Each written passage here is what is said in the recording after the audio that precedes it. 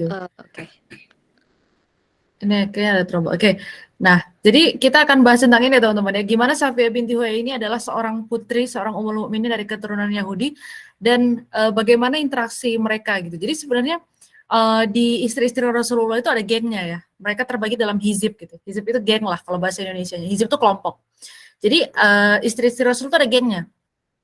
Aisyah, Hafsah, Saudah ya, istri-istri terdahulu ya, yang awal-awal itu satu geng. Nah, sisanya satu geng gitu. Jadi yang kayak Saudah ya, kayak Saudah, kemudian Hafsah, Aisyah, itu kan pertama Hafsah dengan Aisyah itu kan anak dari sahabatnya beliau ya, anak dari Khulafaur Rasyidin, anak dari Abu Bakar dan juga Umar, dan kemudian kedua Ummul Mukminin ini ya, Hafsah dan juga Aisyah ini memang udah muslim dari sananya gitu ya. Maksudnya sudah di dalam keluarga muslim yang kita tahu bapaknya orang beriman juga, orang taat. Nah, selebihnya ya ada juga istri-istri Nabi yang kemudian masuk Islam pada saat akan dinikahi ya. Kemarin kita belajar ada Juwairiyah, kemudian juga hari ini ada Safiyah, dan nanti istri-istri selanjutnya itu adalah yang dinikahi dalam keadaan bukan yang berislam, memutuskan berislam pada saat akan dinikahi oleh Rasulullah SAW. Nah, jadi ada beberapa hikmah pernikahan dari pernikahan dengan para kayak kemarin ya kita cerita tentang Juwairiyah ya, bapaknya adalah seorang kepala suku dan itu menjadikan hubungan mereka menjadi lebih baik gitu. Nah, Safiyah ini juga begini, dan nanti ada istri-istri Nabi, setelahnya ada Ramlah atau Ummu Habibah, dan nanti yang terakhir ada Maimunah. Itu masing-masing ada keistimewaan tersendiri dan kenapa Rasulullah kemudian menikahi perempuan-perempuan ini. Oke, kita mulai dengan basmalah. Bismillahirrahmanirrahim.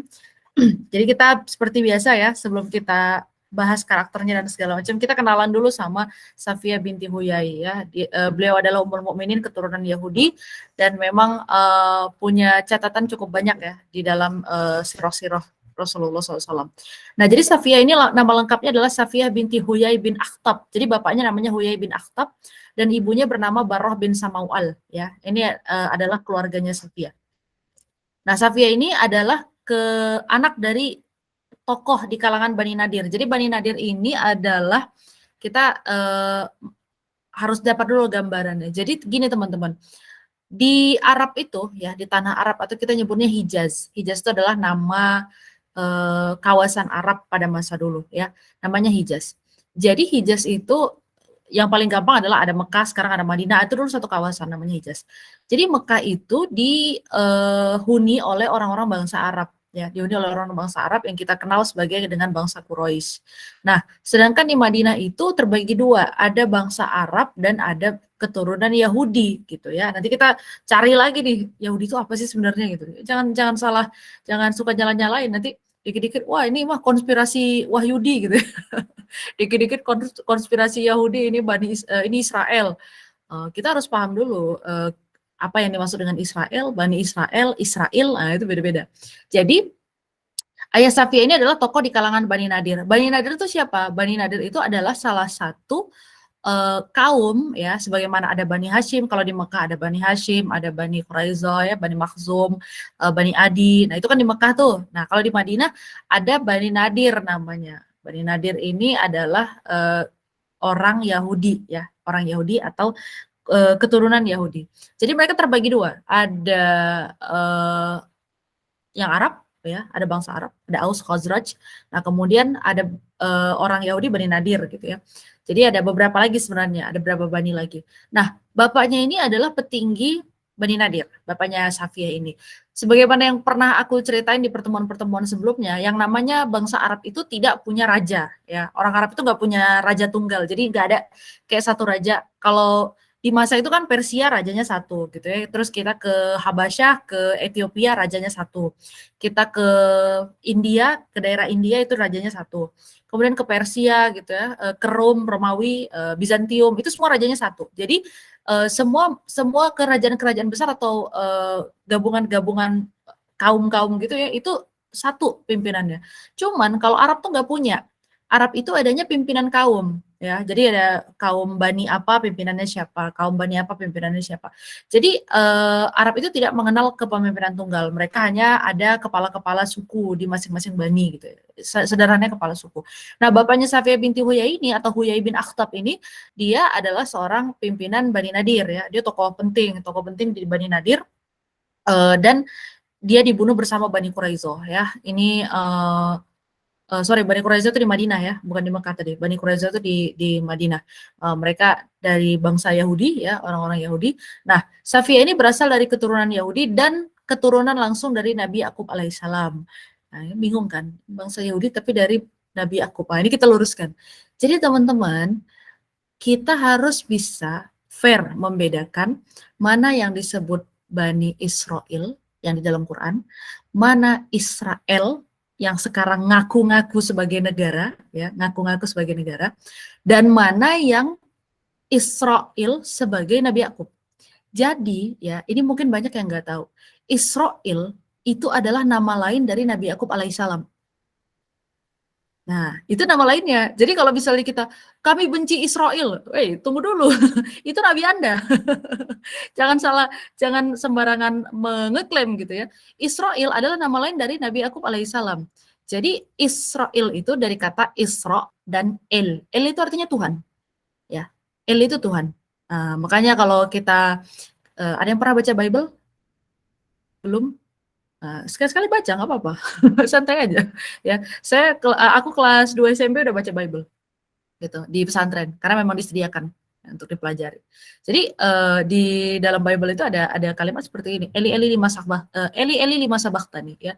Tuhan Tuhan mengapa kau tinggalkan aku? Itu adalah perkataan Nabi Isa alaihissalam atau dalam keyakinan mereka Yesus gitu ya.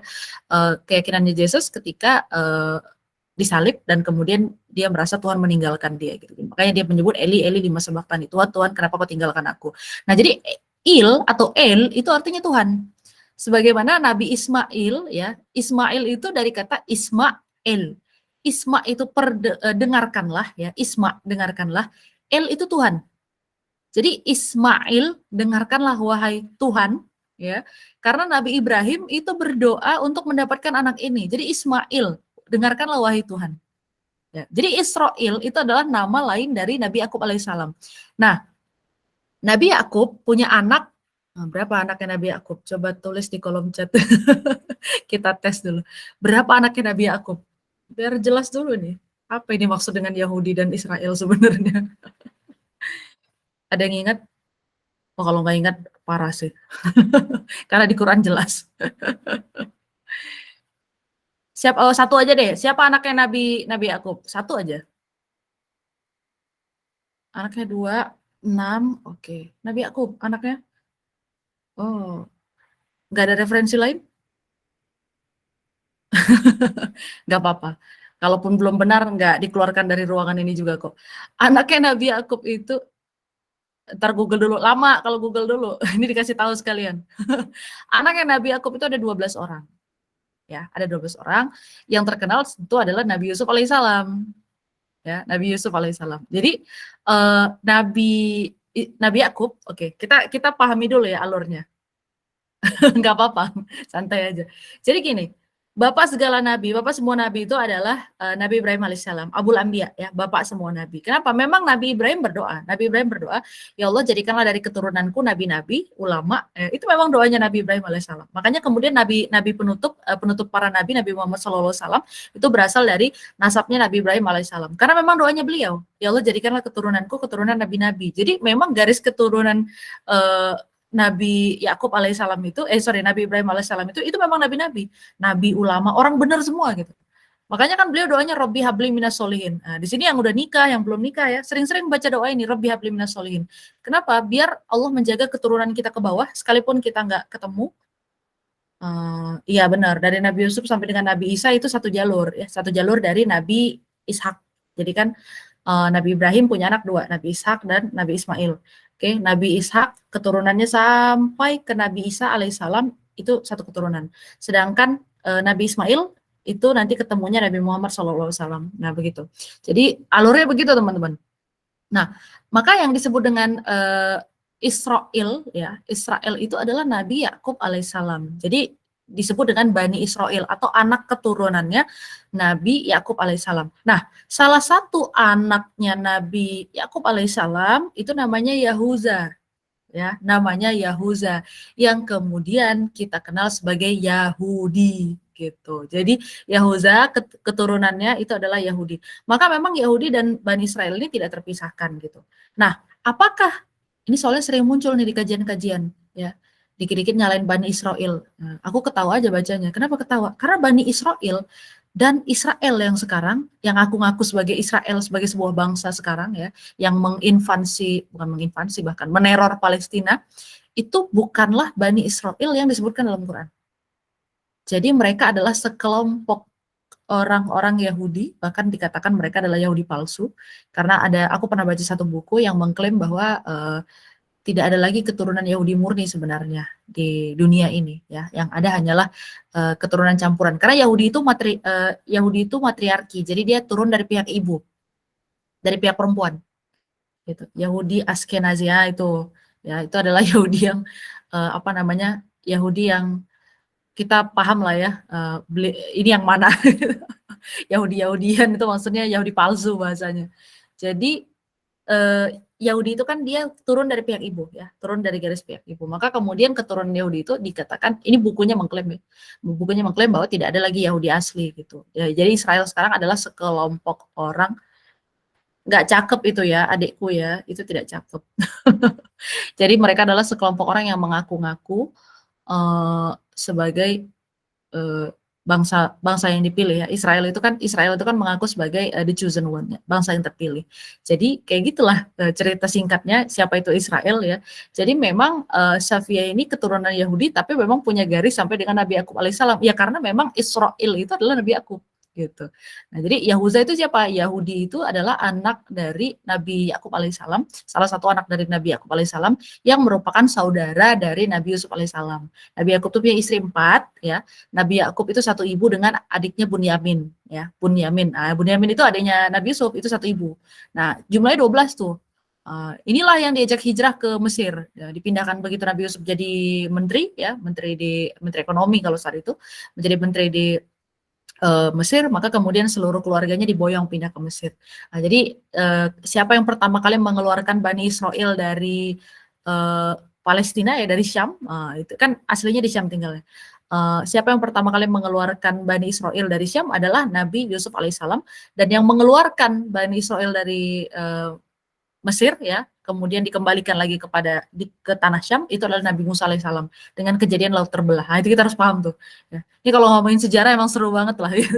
Kita bakal kayak wah ternyata gitu ya ceritanya gitu. Nah jadi Safia itu dari situ keturunannya ya, memiliki jalur keturunan sampai dengan Nabi Harun bin Imran, yang mana Nabi Harun ini adalah adik dari Nabi Musa alaihissalam ya, sama-sama bapaknya sama-sama Imran, Musa bin Imran, Harun bin Imran. Nah Safia ini sebelum menikah dengan Rasulullah SAW itu sudah menjanda 2 kali.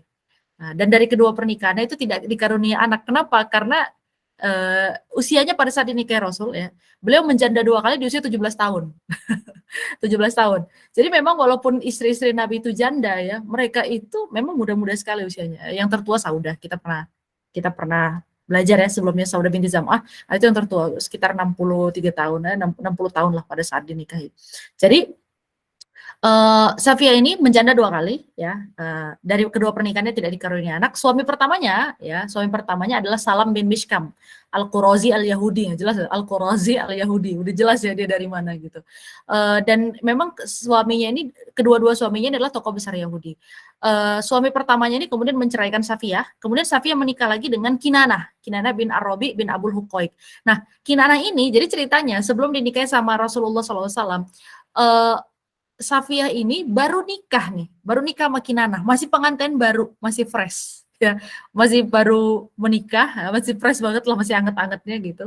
Nah kemudian Kinanah perang melawan orang Muslim di perang Khaybar. Nah Kinanah terbunuh, jadi ya itulah ya, terpisah di awal pernikahan gitu. Tapi kita akan lihat hikmahnya nanti apa. Nah seperti kisahnya Juwairiyah kemarin, ketika suatu kaum itu kalah ya, maka kemudian orang-orang yang ada di dalam kaum itu akan ditawan. Yang manusia menjadi budak, dijadikan tawanan, dijadikan budak. Kalau nggak punya tebusan, nggak bisa nebus diri sendiri, nggak ada yang mau nebus, maka dia dijadikan budak. Nah, sedangkan aset-aset atau misalnya kayak alat perang, baju perang, kemudian harta mereka, ya apapun yang mereka miliki itu akan diambil menjadi yang disebut dengan gonimah atau harta rampasan perang. Nah, termasuk Safia. Safia ini anak kepala suku. Bapaknya juga terbunuh ya, bapaknya juga terbunuh. Jadi karena Safiyah ini menjadi tawanan perang, maka kemudian dia waktu itu dijadikan bagiannya namanya Diyah Al-Kalbi, Dihyah Al-Kalbi. Bukan adik saya ya, Dihyah ini, bukan dia. Jadi Dihyah Al-Kalbi ini adalah salah satu sahabat Nabi, itu jadi bagiannya Dihyah. Nah, kemudian mereka menceritakan ya, sahabat Nabi ini menceritakan, oh Safiyah itu seperti ini gitu. Nah, Rasulullah kemudian mendapatkan gambaran tentang Safiyah dan kemudian memutuskan untuk menikahi Safiyah. Nah, nanti kita lihat hikmahnya apa. Oke. Nah, jadi pas kekekalan kaumnya Safiyah itu jadi tawanan perang, Nabi kasih pilihan. Nah, Nabi bilang gini ya, di dalam satu riwayat, dalam satu hadis Nabi bilang, mana yang lebih kamu sukai? Kamu masuk Islam ya, masuk Islam menikah dengan Nabi, jadi istrinya Nabi, ataukah merdeka dan kembali ke kaumnya. Jadi dilepasin karena dia kan pengen dibebaskan ya, dia pengen dimerdekakan. Karena dia anak kepala suku juga, ya anak kepala pimpinan Bani Nadir tadi. Nabi bilang, kamu mau yang mana? Mana yang lebih kamu sukai? Nikah sama Nabi gitu ya, nikah dengan Nabi dan kemudian menjadi istri beliau, atau kamu dimerdekakan dan dikembalikan ke keluargamu gitu, dibebaskan. Tapi Masya Allahnya Safiyah itu ternyata, padahal kan tadi ada opsi ya, merdeka dan kembali ke kaumnya, tanpa harus memeluk Islam gitu kan. Tapi Masya Allahnya Safiyah itu malah memilih untuk menikah dengan Rasulullah SAW. Ya, kan heran gitu. Kok ini udah dikasih pilihan enak loh ini gitu ya, nggak memberatkan dan nggak membebankan. Karena memang ternyata ada sesuatu yang disimpan oleh Safiyah. Jadi Safiyah itu akhirnya memutuskan untuk masuk Islam dan menikah dengan Nabi. Nah, beliau itu menikah dengan Safiyah, Nabi menikah dengan Safiyah. Siapa yang nolak dinikahi Nabi? Oh iya dong.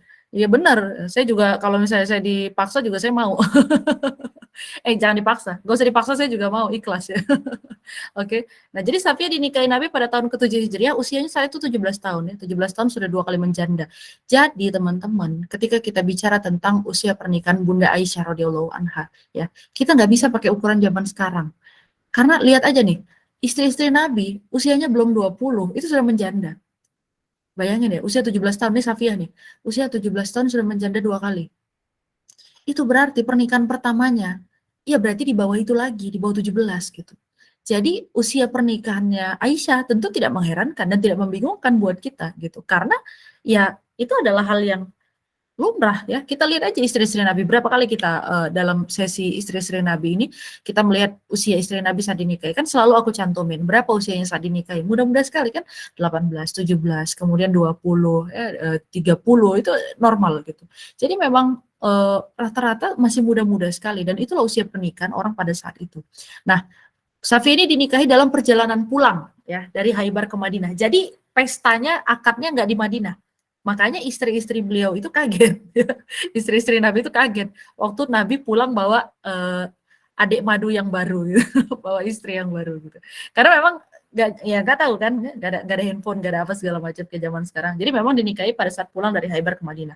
Dan bahkan dikisahkan Nabi itu mengadakan pernikahannya gitu ya, mengadakan pernikahannya itu dibuatkan tenda di dalam perjalanan dari Haibar menuju Madinah, pulang ke Madinah, itu dibuatkan tenda dan kemudian di situ ya, di situ dilakukan akad, kemudian di situ juga Nabi berkumpul atau bercampur dengan istrinya pertama kali ya, Safiyah. Tapi sudah lewat masa indahnya. Jadi masa indahnya seorang tawanan ya, seorang budak itu beda dengan masa indahnya perempuan merdeka pada saat itu ya, karena kita masih ada hukum, saat itu masih ada hukum tentang perbudakan. Tawanan perang itu adalah 1 kali haid ya. Kalau kita orang biasa itu kan iddahnya itu salah satu kuruin, 3 kali bersih ya. Tapi kalau tawanan perang atau budak gitu ya, itu iddahnya adalah 1 kali bersih atau 1 kali haid, 1 kali suci, dia udah selesai iddahnya karena dia budak, dia tawanan. Oke. Nah, itu perbedaannya. Cuma sekarang udah nggak ada lagi gitu ya. Jangan sampai wah itu budak zaman dulu aja 1 bulan selesai ya, itu budak. Sekarang udah nggak ada lagi perbudakan. Oke. Nah, kemudian Safiyah itu wafat pada bulan Ramadan tahun 50 Hijriah dan usianya 60 tahun ya, cukup tua juga ya, salah satu yang istri Nabi yang sampai usianya panjang dan dimakamkan di pemakaman Baqi Madinah ya. Ini istri Nabi memang dimakamkan di sana di pemakaman Baqi Madinah. Nah, itu adalah profil tentang Safiyah ya, sedikit profil tentang Safiyah dan kita akan coba kulik-kulik gimana keutamaan atau apa ya, kelebihannya seorang Safiyah. Nah, pertama, Safiyah itu uniknya mahar pernikahannya adalah kebebasannya dari status tahanan perang. Jadi karena dia menikah dengan Nabi Shallallahu Alaihi Wasallam, ya maka kemudian dia terbebas menjadi tahanan perang, dia merdeka. Karena kan itu yang dijanjikan oleh Nabi, ya dijanjikan oleh Nabi. Kamu mau mana? Mau jadi istriku, gitu ya, menikah denganku, atau kamu merdeka dan kembali ke kaummu. Tapi dia memilih menjadi istri Nabi. Maka Rasul memberikan kemerdekaan juga, gitu, memberikan kebebasan. Yang kedua, nasabnya begitu mulia. Jadi ini pernah suatu hari ya. Tadi yang aku sampaikan di awal ya, aku klaim yang di awal. Jangan sampai kita menganggap, kok istri Nabi kayak gitu, kok Ummul Mukminin gitu. Ummul Mukminin ini manusia biasa, oke. Mereka punya sikap yang mungkin kurang cocok bagi pandangan kita, dan Nabi mendidik dan menegur gitu ya. Artinya mereka bisa aja punya kesalahan-kesalahan dan Nabi tidak langsung marah gitu. Jadi perempuan itu emang cemburunya agak gimana ya? Perempuan tuh cemburunya agak aneh sih Bang, gitu ya. Cemburunya perempuan itu agak unik gitu dibandingkan dengan laki-laki. Nah, dulu aku punya teman dia bilang kayak gini, cemburunya perempuan itu menyerang, kata dia gitu. Yang ngomong laki-laki sih. Cemburunya perempuan itu menyerang, sementara cemburunya laki-laki itu melindungi. Gitu. Jadi laki-laki kalau cemburu dia nggak berisik gitu ya. Makanya aku nggak terbiasa dengan laki-laki yang cemburunya berisik. Gitu. Berisik itu maksudnya kayak cewek, kamu mana dari mana? Nggak terbiasa karena memang cemburunya laki-laki itu dia melindungi. Misalnya dia nggak suka istrinya pakaiannya terbuka, dia nggak suka kalau istrinya dekat dengan laki-laki lain gitu, dia melindungi. Sementara perempuan menyerang, ya perempuan berisik. Kalau misalnya itu siapa? Dari mana? Oh mantan kamu. Oh pernah ketemu, ngapain aja? Oh panjang. Urusannya jadi rame. Ya. Jadi kayak perempuan begitulah, begitulah perempuan dengan segala kecemburuannya. Nah jadi ceritanya ya, Safiyah ini banyak banget diceritakan dalam aku pada saat ngumpulin siro-siro tentang Safiyah, oh masya Allah ya, hatinya lembut sekali. Dia sering menangis gitu, tapi nangis itu bukan karena cengeng ya, tapi memang karena lembut, hatinya lembut. Nah, nasabnya begitu mulia. Jadi pada suatu hari ya, uh, Safiyah cerita ya bahwa Hafsah, jadi Safiyah datang menemui Nabi. Safiyah cerita bahwa Hafsah, istri Nabi yang lain, mengatakan padanya dengan nada sinis ya.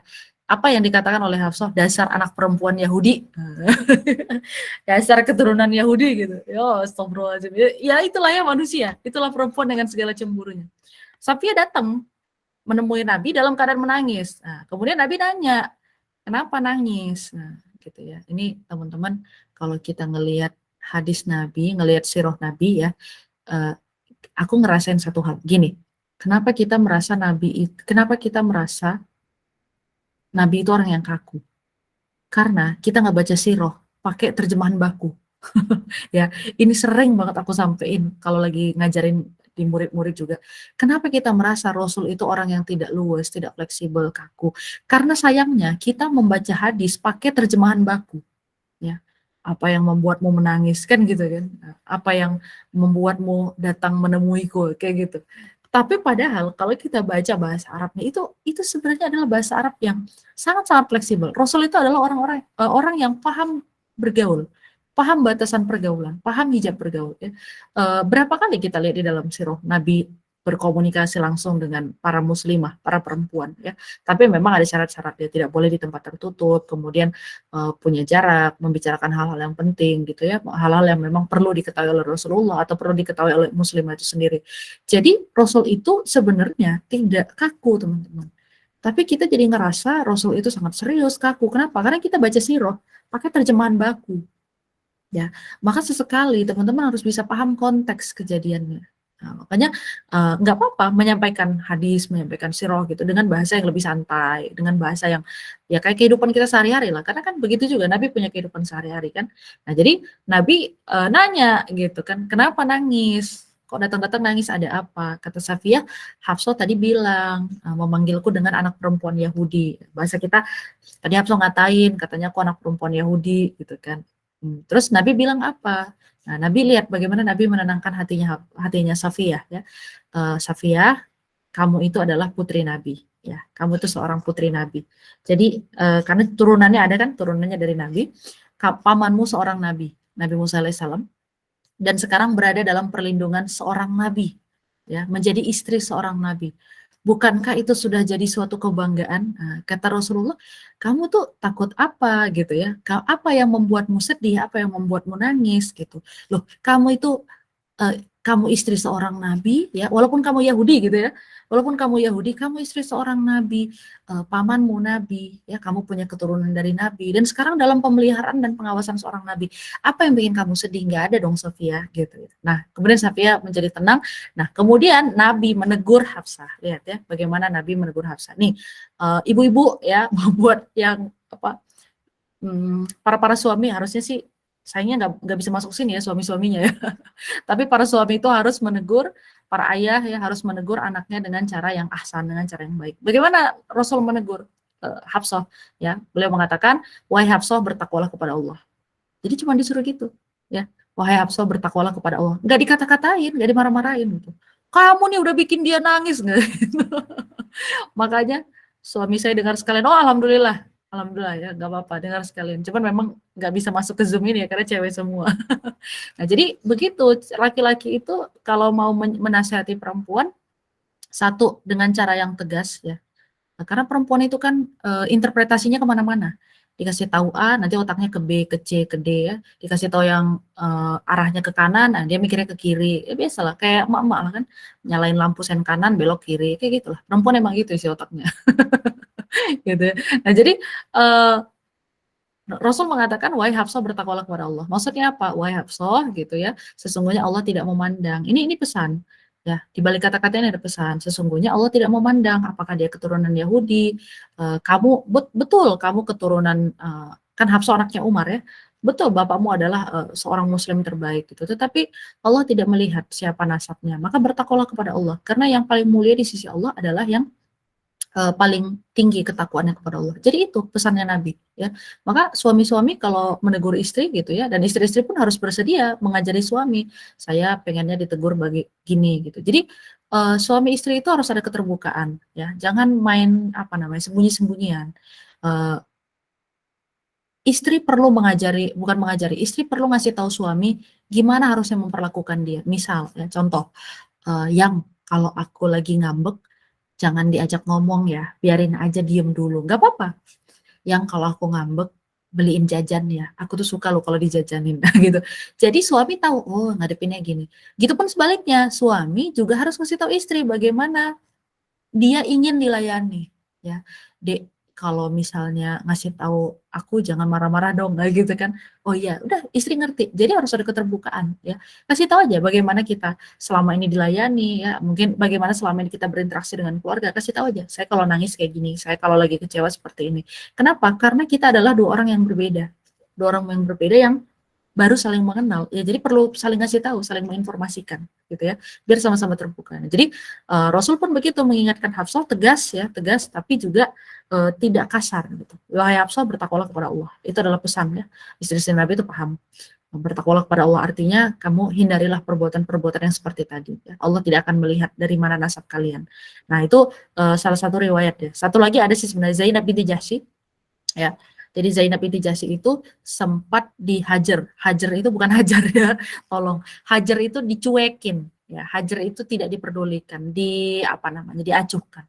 Jadi Zainab binti Jahsy kita udah belajar juga kemarin, itu sempat dicuekin sama Rasulullah SAW perkara nggak mau berbagi dengan Safiyah gitu. Kalau nggak salah itu case-nya tentang apa ya, tanah atau kasur gitu, agak lupa sedikit. Intinya Zainab juga bilang, ngapain aku harus berbagi dengan si keturunan Yahudi itu gitu. Jadi istri-istri Nabi ini ya banyak yang kurang serk gitu sama Safiyah karena dia anak keturunan Yahudi. Nah, itu aja case-nya gitu, anak keturunan Yahudi. Nah, jadi istri-istri Nabi yang lain itu memang kurang apa namanya? Bisa dibilang ya kok bisa sih gitu kita punya madu keturunan Yahudi gitu, yang lain tuh kan keturunan orang beriman ya, keturunan orang-orang soleh, ini ada satu keturunan Yahudi, sementara Yahudi itu adalah pada saat itu bangsa yang paling besar menunjukkan permusuhannya terhadap Islam. Jadi istri-istri Nabi seperti wah kita masa kita punya madu dari pihak musuh gitu, gak suka lah ya. Satu sisi kita paham, mereka tidak suka dengan istri-istri Nabi ini tentu tidak suka dengan permusuhan yang ditunjukkan sama kaum-kaum Yahudi. Nah, tapi nanti hikmah pernikahan Rasul salah satunya adalah itu ya. Pernikahan Rasul dengan Safiyah itu salah satunya adalah untuk menghilangkan gap-gap antara orang beriman dan ahlul kitab. Oke. Nah, jadi, nah ini selanjutnya ya. Safiyah ini memiliki ketajaman pikiran dan kecerdasan sejak kecil. Ini terbukti ketika ayah dan pamannya pergi ke Kuba untuk mengecek Nabi yang baru saja tiba dari Madinah. Ya, di Madinah. Di sini Safiyah sebenarnya sudah membenarkan kenabian Muhammad, tapi masih terhalang kuasa ayahnya. Jadi kisahnya gini teman-teman. Safiyah ini, kenapa? Teman-teman ngerasa nggak sih? Kok Safiyah ini diajak nikah sama Nabi langsung mau? Ya, diperistri sama Nabi langsung mau, nggak pakai mikir-mikir, ih aku kan anak petinggi Yahudi gitu, nggak gitu. Atau misalnya, ih aku kan baru aja nikah sama petinggi Yahudi, baru ditinggal, dia nggak begitu. Kenapa Safiyah nggak nolak? Ya, jawabannya adalah karena Safiyah sebenarnya sudah lama membenarkan kenabian Nabi Muhammad SAW. Jadi ceritanya gini, uh, Safiyah itu kan tinggal di Madinah, ya. Pada saat itu mereka dengar nih bapaknya si Safiyah namanya Huyai tadi, Huyai bin Akhtab dengan pamannya namanya Abu Yasir ya. Jadi ini sayang banget sama Safiyah, bapaknya dan Abu Yasir. Jadi bapaknya ini dan Abu Yasir ngecek kedatangan Nabi baru dari Madinah. Ya, di Madinah. Kenapa? Gini. Orang-orang Yahudi itu udah pede banget bahwa Nabi terakhir itu datang dari bangsa mereka. Ya. Dan bahkan orang-orang di Madinah itu, orang-orang Yahudi di Madinah tuh selalu ngebully orang Arab di Madinah. Ya, orang Yahudi di Madinah selalu ngebully orang Arab di Madinah. Mereka bilang apa? Awas ntar, kalau misalnya Nabi terakhir turun, Nabi terakhir keluar. Ini udah waktunya nih mau keluar. Ini udah mau waktunya datang diutus nih. Awas aja ntar, kalau misalnya Nabi terakhir dari bangsa kami, habis nih kalian semua. Lihat aja, gitu. Mereka udah kepedean. Kenapa mereka kepedean? Karena hampir semua nabi ya, hampir semua nabi itu berasal dari Bani Israel. Semuanya, hampir semuanya. Hanya 5 nabi yang enggak, ya, bukan dari keturunan Bani Israel. Jadi mereka udah pede, wah ini pasti nabi terakhir dari kita juga nih, ya kan dari Bani Israel juga nih, dari turunan kita. Awas aja itu orang-orang Arab tuh, habis mereka ntar kita habis-habisin gitu lah. Ada rasa sesumbar, songong gitu, sombong. Nah ternyata ya pada saat ada kabar seorang nabi datang dari Mekah dan baru tiba di Madinah, kan Nabi pertama kali nyampe di Madinah itu di Kuba dulu ya, makanya sekarang ada Masjid Kuba. Nah, Nabi kan di situ mendirikan Masjid Kuba. Mereka ngecek nih, bapaknya si Huyai bin Akhtab tadi sama dengan Abu Yasir berdua ya, pergi ke Kuba. Bener gak nih yang datang tuh Nabi? Bener gak ini kayak apa yang diceritakan di dalam kitab Taurat? Mereka kan mempercayai Taurat. Begitu pulang, Safiyah nyambut kan, "Papa," gitu ya, "Abi," enggak Abi juga sih, "Bapak," "Oom," gitu. Tapi anehnya kedua orang ini tadi, Huyai sama Abu Yasir ini, itu datang-datang lemes, nggak punya semangat, lemes, nggak punya semangat gitu ya, mukanya lesu. Ditanya sama Safiyah, "Gimana hasilnya? Bener nggak itu nabi yang disebutkan dalam Alkitab?" Ya, dalam Taurat. Apa kata bapaknya? "Iya, bener." Tapi mukanya lesu nih, bukannya seneng ya? Iya bener. Kenapa mukanya lesu? Ya karena bukan dari Bani Israel, bukan dari bangsa mereka. Ternyata dari bangsa Arab. Kecewa gitu ya. Waduh, udah nabi terakhir, udah pede, udah kepedean. Ternyata bukan dari bangsa mereka. Iya bener. Oh iya, udah dicek. Safia nanya, udah dicek belum tanda-tandanya? Udah dicek semua. Jadi orang-orang Yahudi dan orang-orang Nasrani itu mengenal ciri-ciri nabi terakhir itu di dalam satu hadis dikatakan mereka bahkan lebih kenal dari anak mereka sendiri. Teman-teman bisa kebayang nggak? Bisa ngebayang nggak sih? Kita punya anak nih. Atau kalau yang belum punya anak, punya adik lah, punya adik. Kan dari dia kecil, kita tahu kan bentukan dia kayak apa.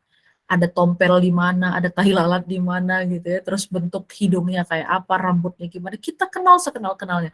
Dan orang-orang Yahudi, orang-orang Nasrani, itu mengenali ciri-ciri Nabi terakhir itu lebih kenal daripada mereka kenal anaknya sendiri. Artinya udah tahu banget, bahkan mereka sampai tahu, jadi semua nabi itu ada ini, ada tanda di punggungnya ya, ada tanda kenabian, itu semacam, apa, kayak sebesar ada kulit yang warnanya beda sebesar telur burung dara, kayak burung puyuh gitu, kecil di sini. Nah, itu tanda kenabian. Semua nabi punya tanda itu di punggungnya, di punggung sini. Jadi Mereka tahu betul itu, ciri-ciri nabi terakhir itu. Makanya bapaknya bilang, wah bener nih nabi terakhir. Safia kepo kan, oh kalau bener itu nabi terakhir, apa sikapmu wahai ayah gitu ya. Papa sikapnya gimana? Apa kata Huyai bin Akhtab? Aku akan memusuhinya sampai aku mati. Wah parah ya. Gara-gara kesel, ya, gara-gara kecewa bahwa nabi terakhir itu tidak dari bangsa mereka, bapaknya bilang aku akan memusuhi nabi itu sampai mati. Dan benar sampai dia mati dia kafir kan, tidak beriman. Maka kemudian eh, Safiyah sebenarnya pada saat itu sudah membenarkan kenabian Nabi Muhammad SAW. Dia sudah menerima, hatinya sudah beriman. Tapi dia tidak bisa langsung memeluk Islam. Kenapa? Ah ini para perempuan, ya perempuan itu kalau kita lihat di Quran itu ada ayat yang unik banget. Kalau bicara tentang pencurian, ya ayatnya dimulai dengan asariku wasarikotu. Oke, asariku wasarikotu. Pencuri laki-laki dan pencuri perempuan. Kalau masalah pencurian itu disebut laki-laki duluan. Ini di Quran loh, ini cantik banget bahasanya. Kalau laki-laki, kalau pencurian itu laki-laki duluan disebutkan. Kenapa? Karena memang yang melakukan pencurian, korupsi, maling itu banyak kan cowok. Tapi lihat, kenapa setelah asariku, asarikotu, kenapa perempuannya di belakang laki-lakinya? Karena biasanya laki-laki mencuri, laki-laki korupsi, ya, laki-laki ngambil hak orang karena dorongan apa? Dorongan perempuan. Ya, istri minta tas Hermes, istri minta mobil baru, iya kan, bener. Istri minta macam-macam, suami mikir, wah dari mana caranya? Udahlah, nyolong aja lah, maling aja lah, korup aja lah. Jadi yang sudah menikah ya, tolong jangan punya permintaan aneh-aneh sama suaminya. Kenapa? Karena ini bisa mendorong laki-laki melakukan pencurian. Jadi dorong laki-laki itu untuk bertakwa kepada Allah ya. Jangan didorong untuk melakukan pencurian. Di tempat aku kerja ada satpam yang unik banget. Dia bilang gini, Ustazah, saya itu kalau pulang ke rumah katanya, istri saya itu ngecek kantong. Bukan nyari duit sisa. Kalau mama kan beda kan, ada duit jelek nggak ya? Gitu kan. Ini enggak. Istrinya, dia bilang gini, istri saya itu selalu ngecek. Ketika saya pergi ke kerjaan, pergi ke sekolah, karena security kan, dia ngecek berapa uang yang ada di kantong saya. Dan pada saat saya pulang, dia cek lagi berapa uang yang ada di kantong saya. Kalau bertambah, dia akan tanya dari mana saya dapatkan duit itu. Luar biasa ya. Itu security loh teman-teman. Istrinya orang biasa, orang desa, orang perkampungan. Kayak gitu. Dia bilang gitu. Istri saya kalau saya pulang, dia akan cek celana saya, akan cek kantong saya, ada nggak duit bertambah. Dari mana duitnya? Karena dia tahu suaminya security. Bisa aja kan sogok-sogokan gitu. Ah, dia tahu. Masya Allah, itu orang di daerah loh teman-teman, yang kita akses ke pengetahuannya mungkin nggak sebanyak apa yang bisa teman-teman akses. Nah, jadi kalau bicara tentang pencurian, itu laki-laki di depan, perempuan di belakang. Nah, uniknya pada saat berbicara tentang zina, ayatnya kebalik. Az-zaniyatu waz-zani. Perempuan yang berzina dan laki-laki yang berzina. Kan kita mikir, lah kok kalau zina perempuan gitu. Karena memang yang banyak melakukan perzinahan adalah perempuan, ya. Banyak banget. Paling sederhana apa? Buka aurat, itu zina, ya kan? Bikin mata orang jadi berdosa kan? Nah, itu berzina. Buka aurat itu kan menunjukkan aurat kan artinya kita membuka dosa kita gitu. Membuat orang lain bisa melakukan dosa. Nah, di belakang azania tuh ada azani. Ya, di belakang perempuan yang berzina ada laki-laki yang berzina. Kenapa? Karena perempuan biasanya berbuat dosa karena lemahnya peran seorang laki-laki. Bapaknya kah? Abangnya kah? Saudara laki-lakinya kah? Pamannya kah? Kakeknya kah? Jadi perempuan itu bisa melakukan perzinahan kalau laki-lakinya tidak punya peran yang kuat. Ya. Coba kalau teman-teman lihat di berita, berapa banyak perempuan yang ditanya, kenapa kamu berzina? Kenapa kamu jual diri? Jawabannya apa? Faktor ekonomi. Siapa yang punya kewajiban memberi nafkah? Laki-laki kan? Tidak bapaknya, ya ganti kakeknya. Tidak kakeknya, pamannya. Laki-laki bertanggung jawab atas perempuan. Jadi perempuan itu berbuat dosa, itu karena ada laki-laki yang perannya lemah di belakangnya. Nah ini buat para istri ya. Jadi kalau lagi dibimbing sama suami, dididik baik-baik, udah denger aja, ikut aja. Selama dia menyuruh kita mendekat kepada Allah, udah dengerin aja, ikutin. Gitu. Itu perempuan, gitu ya. Nah jadi kalau kecuali dia nyuruh yang aneh-aneh gitu ya, tiba-tiba nyuruh judi gitu kan, ke dukun, nah jangan, itu nggak boleh. Tapi kalau menyuruh bertakwa, ikutin. Karena memang perempuan itu bisa jadi rusak ya, karena penjahatnya adalah laki-lakinya gitu. Ini kita bicara. Jadi Safiyah itu belum bisa memeluk Islam ya karena bapaknya, omnya, pamannya satu keluarga gitu ya, kakek-kakeknya itu pembesar-pembesar Yahudi. Nah, gimana dia mau apa namanya, mau melarikan diri dari situ kan, mau melarikan dari keyakinan itu. Ya dia tetap harus bertahan di situ, tapi hatinya sudah membenarkan. Makanya hidayah itu nggak datang tiba-tiba, teman-teman. Hidayah itu dijemput. Ya, hidayah itu diusahakan. Jadi kalau ada satu hal yang seandainya kita punya satu hal saja yang Allah kabulkan, hanya ada satu doa yang Allah kabulkan, maka mintalah hidayah. Karena itu berharga banget, gitu ya. Berharga banget. Orang nggak bisa terima hidayah yang lebih besar kalau yang kecil belum diterima. Orang tidak bisa menerima kebenaran yang lebih besar kalau kebenaran kecil nggak bisa diterima, alias sombong. Ya, nggak mau menerima kebenaran sekecil apapun. Nah itu. Jadi Safiya itu sebenarnya sudah membenarkan. Nah Safiya juga menunjukkan kerelaan, dia memberikan giliran, ini giliran, paham ya, giliran ya, giliran tidur, giliran bercampur dengan Rasulullah itu dikasih ke Aisyah. Nah, dia dengan kerelaan hati memberikan kepada Aisyah. Kenapa? Karena istri-istri Rasul yang lain tahu bahwa Rasul ini sangat cinta kepada Aisyah. Maka Safiyah memberikan jadwalnya kepada Aisyah, ya, memberikan gilirannya kepada Aisyah dengan harapan Nabi itu menjadi ridho, menjadi rela, ridho dari suaminya. Masya Allah. Nah, ini perempuan-perempuan hebat ini. Bayangin perempuan mana yang bisa dengan kerelaan membagi bagian terbaiknya gitu ya. Jadi udahlah jadwalnya jarang-jarang gitu kan, tapi Masya Allah beliau tetap memberikan. Kenapa? Memohon keridoan atau meminta kerelaan dari Nabi Muhammad. Jadi ridho itu artinya adalah rasa rasa senang, rasa puas, enak ke enak, suka nggak suka gitu ya. Misalnya gini, uh, kita dapat sesuatu dari Allah, sebenarnya kita nggak terlalu nyaman dengan kondisi itu. Contohnya misalnya gitu ya, teman-teman ditempatkan di pekerjaan baru. Kita sih nggak nyaman di pekerjaan itu, tapi kita tahu itu Allah yang netapin dan kita tahu itu yang terbaik dari Allah Subhanahu wa taala. Nah, kita ridho. Ridho itu artinya apa? Enak gak enak, senang gak senang gitu ya. Kita puas. Karena kita tahu itu adalah pemberian terbaik dari yang maha baik gitu. Jadi itu ridho. Nah, makanya yang diharapkan sama Safiyah ya, enak gak enak posisinya gitu ya. Nyaman tidak nyaman, dia tetap pengen suaminya meridhoi dan merelakan. Karena apa? Karena salah satu syarat perempuan bisa masuk surga itu adalah mendapatkan keridhaan dari suaminya. Jadi kalau suami meridhoi, ini perempuan gampang banget masuk surganya. Ya, sama masuk nerakanya juga gampang. Gitu. Jadi mau jalan yang mana ya? Nah itu keutamaannya Safiyah ya. Dan kemudian uh, ya, dan setelah itu masih ada keutamaan lain dari Safiyah, yaitu Safiyah adalah seorang yang menjaga silaturahmi dengan keluarganya. Walaupun Safiyah itu sudah masuk Islam, ya, ketika meninggal dunia, Safiyah ini meninggalkan harta peninggalan atau warisan sekitar 100.000 dirham. Kalau sekarang 100.000, satu dirham itu setara dengan sekitar 90.000 sampai 90.000 terakhir ya, 90.000, 80 atau 90.000. Nah, jadi pada saat meninggal dunia, Safiyah itu punya harta peninggalan sekitar 100.000 dirham dalam bentuk tanah dan barang-barang aset ya, dalam bentuk aset. Nah, ini bukan berarti dia nggak sedekah ya, karena kita kan kemarin cerita-cerita tentang istri Nabi pada sedekah gitu. Safiyah itu sedekah. Dia bahkan tidak menahan perak dan emas. Maksudnya gini, kalau ada dinar dan dirham di tangannya itu langsung disedekahkan kepada fakir miskin. Tapi kan Safiyah juga punya harta kan. Nah, ini aset teman-teman, senilai 100.000 dirham. Oke, kalau sekarang berarti ya kurang lebih sekitar berapa ya? Ini hitung-hitunganku nggak terlalu bagus, mungkin sekitar 1 miliar kali ya, sekitar itu. Perhitungannya seperti itu. Nah, jadi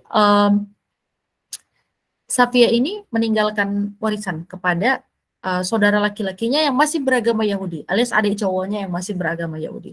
Nah, dia mewasiatkan itu. Tapi pada saat beliau wafat ya, Safiyah wafat, itu sebenarnya sahabat-sahabat itu tidak mau menjalankan wasiat tersebut. Kenapa? Karena kan adiknya masih Yahudi.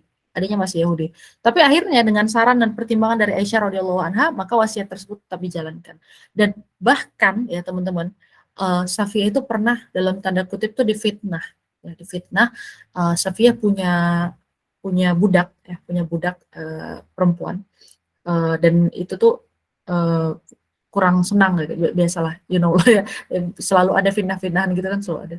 Nah, jadi dia ngelapor ke Utsman ya, ngelapor ke Utsman. Nah, Safiyah ini masih ada apa namanya? Pada saat masa Utsman radhiyallahu anhu itu Safiyah masih ada ya, masih hidup kan, dia hidupnya cukup lama, cukup panjang. Jadi ada yang lapor sama Utsman. Itu Safiyah tuh masih ada Yahudi-Yahudinya. Apa buktinya gitu kan? Soalnya dia masih memuliakan hari Sabtu. Nah, kan kalau orang Yahudi itu memuliakan hari Sabtu, hari Sabat ya, hari Sabat. Terus yang kedua, dia masih nemuin keluarga-keluarganya tuh yang Yahudi, ya kan. Jadi dia kayaknya masih ada Yahudi-Yahudinya deh gitu. Orang tuh emang pada saat itu mereka memang nggak suka banget dengan kondisi Yahudi di situ ya. Itu kayak masih ada Yahudi-Yahudinya deh. Ini difitnah sih, difitnah memang. Nah, kemudian Utsman tabayun ya, melakukan tabayun. Bener nggak itu? Nah, ini buat teman-teman kalau nerima kabar dari siapapun tabayun. Jangan langsung diterima bulat-bulat mentah-mentah. Tabayun. Safia maaf ini kita dengar nih dari nama nama budaknya itu Abraha. Bukan. Sorry. Eh, agak lupa siapa namanya. Pokoknya ini budak perempuan. Kita dengar nih dari budakmu, katanya kamu masih itu ya, masih memuliakan hari Sabtu ya. Kata Safia, oh enggak, aku udah nggak memuliakan hari Sabtu. Sejak Allah menggantikan hari Jumat, gitu ya. Sejak Allah menggantikannya dengan kemuliaan hari Jumat di dalam Islam, maka aku sudah meninggalkan memuliakan hari Sabtu. Yang kedua, katanya kamu masih ketemu ya dengan saudara-saudaramu, dengan keluargamu yang dari Yahudi. Kata Safia, apakah aku tidak boleh menyambung silaturahim dengan mereka? Aku kan masih ada hubungan darah, masih ada satu rahim dengan mereka. Udah selesai gitu. Jadi terjawab ya bahwa Safia itu masih menjalin hubungan yang baik, menjaga silaturahim dengan keluarganya. Itu sampai ini terbukti ya pada saat beliau wafat, beliau bahkan meninggalkan warisan kepada adiknya yang masih beragama Yahudi. Nah, kemudian terakhir Safia itu adalah seorang yang berhati lembut dan tulus. Pada saat itu diceritakan Rasulullah sedang sakit keras pada saat mau wafat ya, menjelang wafatnya. Itu istri-istri Rasul kan berkumpul kemudian ngeliatin ya, nungguin lah ya gitu, nungguin. Kemudian Safia itu terceplos gitu ya, mencetuskan keinginannya untuk menemani Rasulullah seumur hidup. Nah, artinya hidup dan mati bersama Rasul gitu. Ya, kau adalah cinta sehidup sematiku. Dan terucaplah kalimat ini dari Safia. Apa dia bilang? Aku senang jika sakit yang kau derita sekarang ini aku saja yang mengalaminya. Ya. Jadi mending aku aja deh yang sakit gitu. Nah, buat istri-istri yang lain ya, pernyataan Safia itu menuai reaksi dari istri yang lain. Mereka tuh cemburu gitu. Ya kayak kita lah gitu. Ih, apa mohon maaf ya, ini sekali lagi jangan mengubah pandangan kita terhadap ummul mukminin. Mereka perempuan biasa, mereka punya perasaan cemburu. Ih, so apa gitu ya. Seolah-olah kayak ih peres deh gitu mungkin kayak aduh cari perhatian dan segala macam. Maka Rasulullah di tengah sakitnya ya, beliau melihat, oh ini istri-istri yang lain tuh melihat kepada Safia tuh matanya sinis gitu.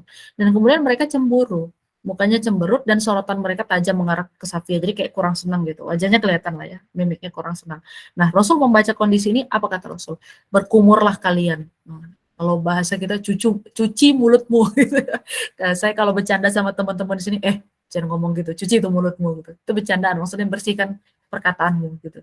Berkumurlah kalian, kata Rasulullah. Kenapa? Ini maksudnya agar mereka berhenti berbuat gibah. Lihat teman-teman, gibah itu, ya, gibah itu bukan hanya yang diucapkan. Dalam satu hadis dikatakan, ketika kita mengiyakan gibahan orang lain, contoh ya, yang sana ngomong, ada teman lagi cerita, tahu nggak si X itu? Ya ampun mulutnya bau banget loh. Terus dalam hati kita, iya juga ya, kita ikut dalam gibah.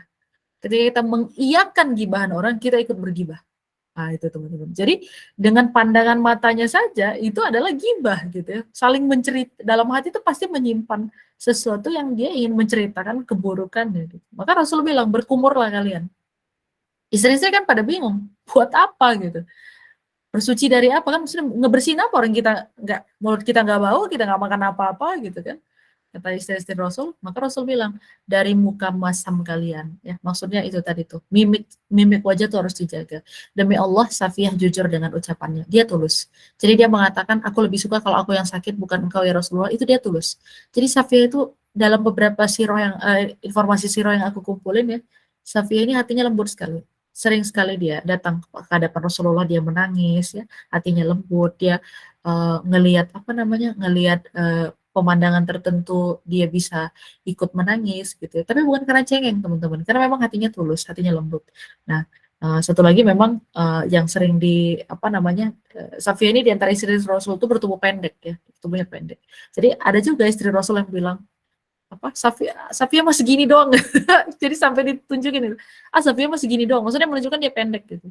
Dengan jarinya membuat isyarat seolah-olah Safia itu pendek. Rasul juga menegur itu. Menegur istri yang mengatakan seperti itu.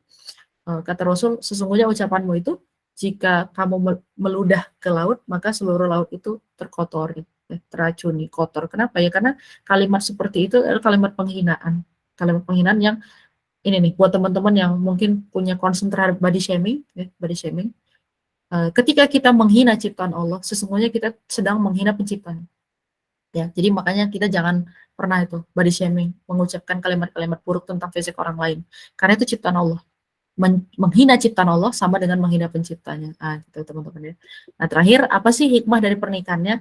Pertama, Safiyah itu anak perempuan dari pemimpin Yahudi. Tapi Rasulullah malah menjadikan istri. Nah, hikmahnya adalah pertama, kemuliaan itu tidak diperoleh dari nasab, ya. Mau anak siapa kek, anak Yahudi kek, anak bapaknya siapa kek, bapaknya sebejat apapun, maka kemuliaan itu tidak diperoleh dari nasab, tidak diperoleh dari keturunan, melainkan dari ketakwaan. Walaupun Safiyah ini orang Yahudi sebelumnya gitu ya, orang Yahudi, bapaknya keturunan Yahudi, tapi ketakwaannya menjadikan ia mulia dengan Islam. Dan Safiyah ini salah satu yang cepat mengejar. Jadi dia selesai dinikahi oleh Nabi, dia cepat mengejar tuh ketertinggalannya. Karena kan dia bukan Islam dari awal ya, dia cepat mengejar ketertinggalannya itu terhadap pengetahuannya tentang Islam.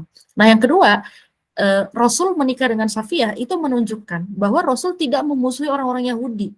Buktinya apa? Buktinya anak perempuan dari pimpinan tertinggi Yahudi itu malah dijadiin istri dan disayang teman-teman, dijaga baik-baik. Ini bukan kayak sinetron Indosiar gitu ya, punya masalah dengan lawan bisnis, kemudian dinikahi, setelah dinikahi um, kemudian disiksa, nauzubillah min zalik. Itu kan ada tuh kalau di film-film. Nah, tapi ini enggak, malah dimuliakan. Nah, kemudian yang ketiga, ini menunjukkan hubungan antara Islam, Yahudi, dan Nasrani. Jadi kalau teman-teman pernah baca di Quran tentang ahli kitab, ya ahlul kitab. Ahlul kitab itu pada dasarnya adalah hanya kepada dua agama, Yahudi dan Nasrani. Dan lebih spesifik lagi, ahlul kitab adalah orang-orang yang memahami kitabnya masing-masing. Ya, jadi orang Nasraninya paham Injil, Injil yang asli, bukan Bible ya, Injil yang diturunkan kepada Nabi Isa alaihissalam yang masih asli, masih murni. Kemudian eh, ahli kitab dari golongan Yahudi itu adalah orang-orang yang memahami Taurat. Taurat yang asli, yang isinya 10 perintah Tuhan itu ya, the Ten Commandments gitu, 10 perintah Tuhan. Jadi itu teman-teman, mereka adalah orang-orang yang memahami kitabnya masing-masing. Kenapa?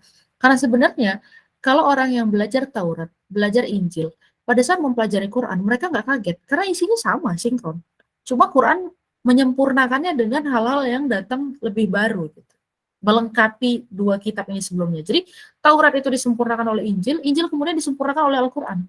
Nah, makanya kenapa disebut ahli kitab? Karena sebenarnya penggunaan kata ahli kitab di dalam Quran itu menunjukkan bahwa orang-orang dari dua agama yang mempercayai kitabnya masing-masing ini adalah orang yang justru sebenarnya lebih mudah menerima Al-Quran. Karena toh isinya sama gitu. Jadi penggunaan kata ahli kitab itu menunjukkan bahwa hey Yahudi, hey Nasrani, kalian kalau mau join Islam, mau login ke Islam, kalian tuh orang yang lebih gampang. Kenapa? Karena kalian udah belajar banyak dari kitab kalian. Nah, itulah kenapa disebut ahli kitab. Ya, jadi kalau ditanya apakah ahli kitab sekarang ada? Kalau aku sih lebih meyakini sepertinya sudah tidak ada. Karena kitabnya sendiri sudah tidak murni lagi, kan gitu kan? Sudah tidak murni lagi, di mana itu Taurat yang asli, di mana itu Injil yang asli, gitu. Sudah tidak ada teman-teman, gitu. Aku lebih meyakini itu. Makanya kalau ada yang bilang, boleh kan laki-laki Muslim menikah dengan perempuan ahli kitab? Ya, definisikan dulu ahli kitabnya kayak gimana, ya? Ahli kitab itu yang mana, teman-teman? Nah, kita harus memahami ahli kitab itu definisinya adalah yang tadi, memahami kitab-kitab yang murni dengan pemahamannya yang masih asli, ya, penjelasan yang masih asli. Nah, ini menunjukkan bahwa orang-orang Yahudi dan Nasrani pada dasarnya adalah orang yang lebih mudah menerima Islam ya karena mereka sudah mempelajari dari kitab-kitab yang terdahulu. Mungkin itu dulu untuk Safiyah ya, alhamdulillah selesai nih 1 jam pas 1 jam.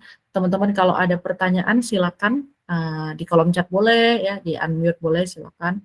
Mudah-mudahan kita bisa dapat banyak hikmah. Thank you, Dion. Aku balikin dulu. Assalamualaikum warahmatullahi wabarakatuh.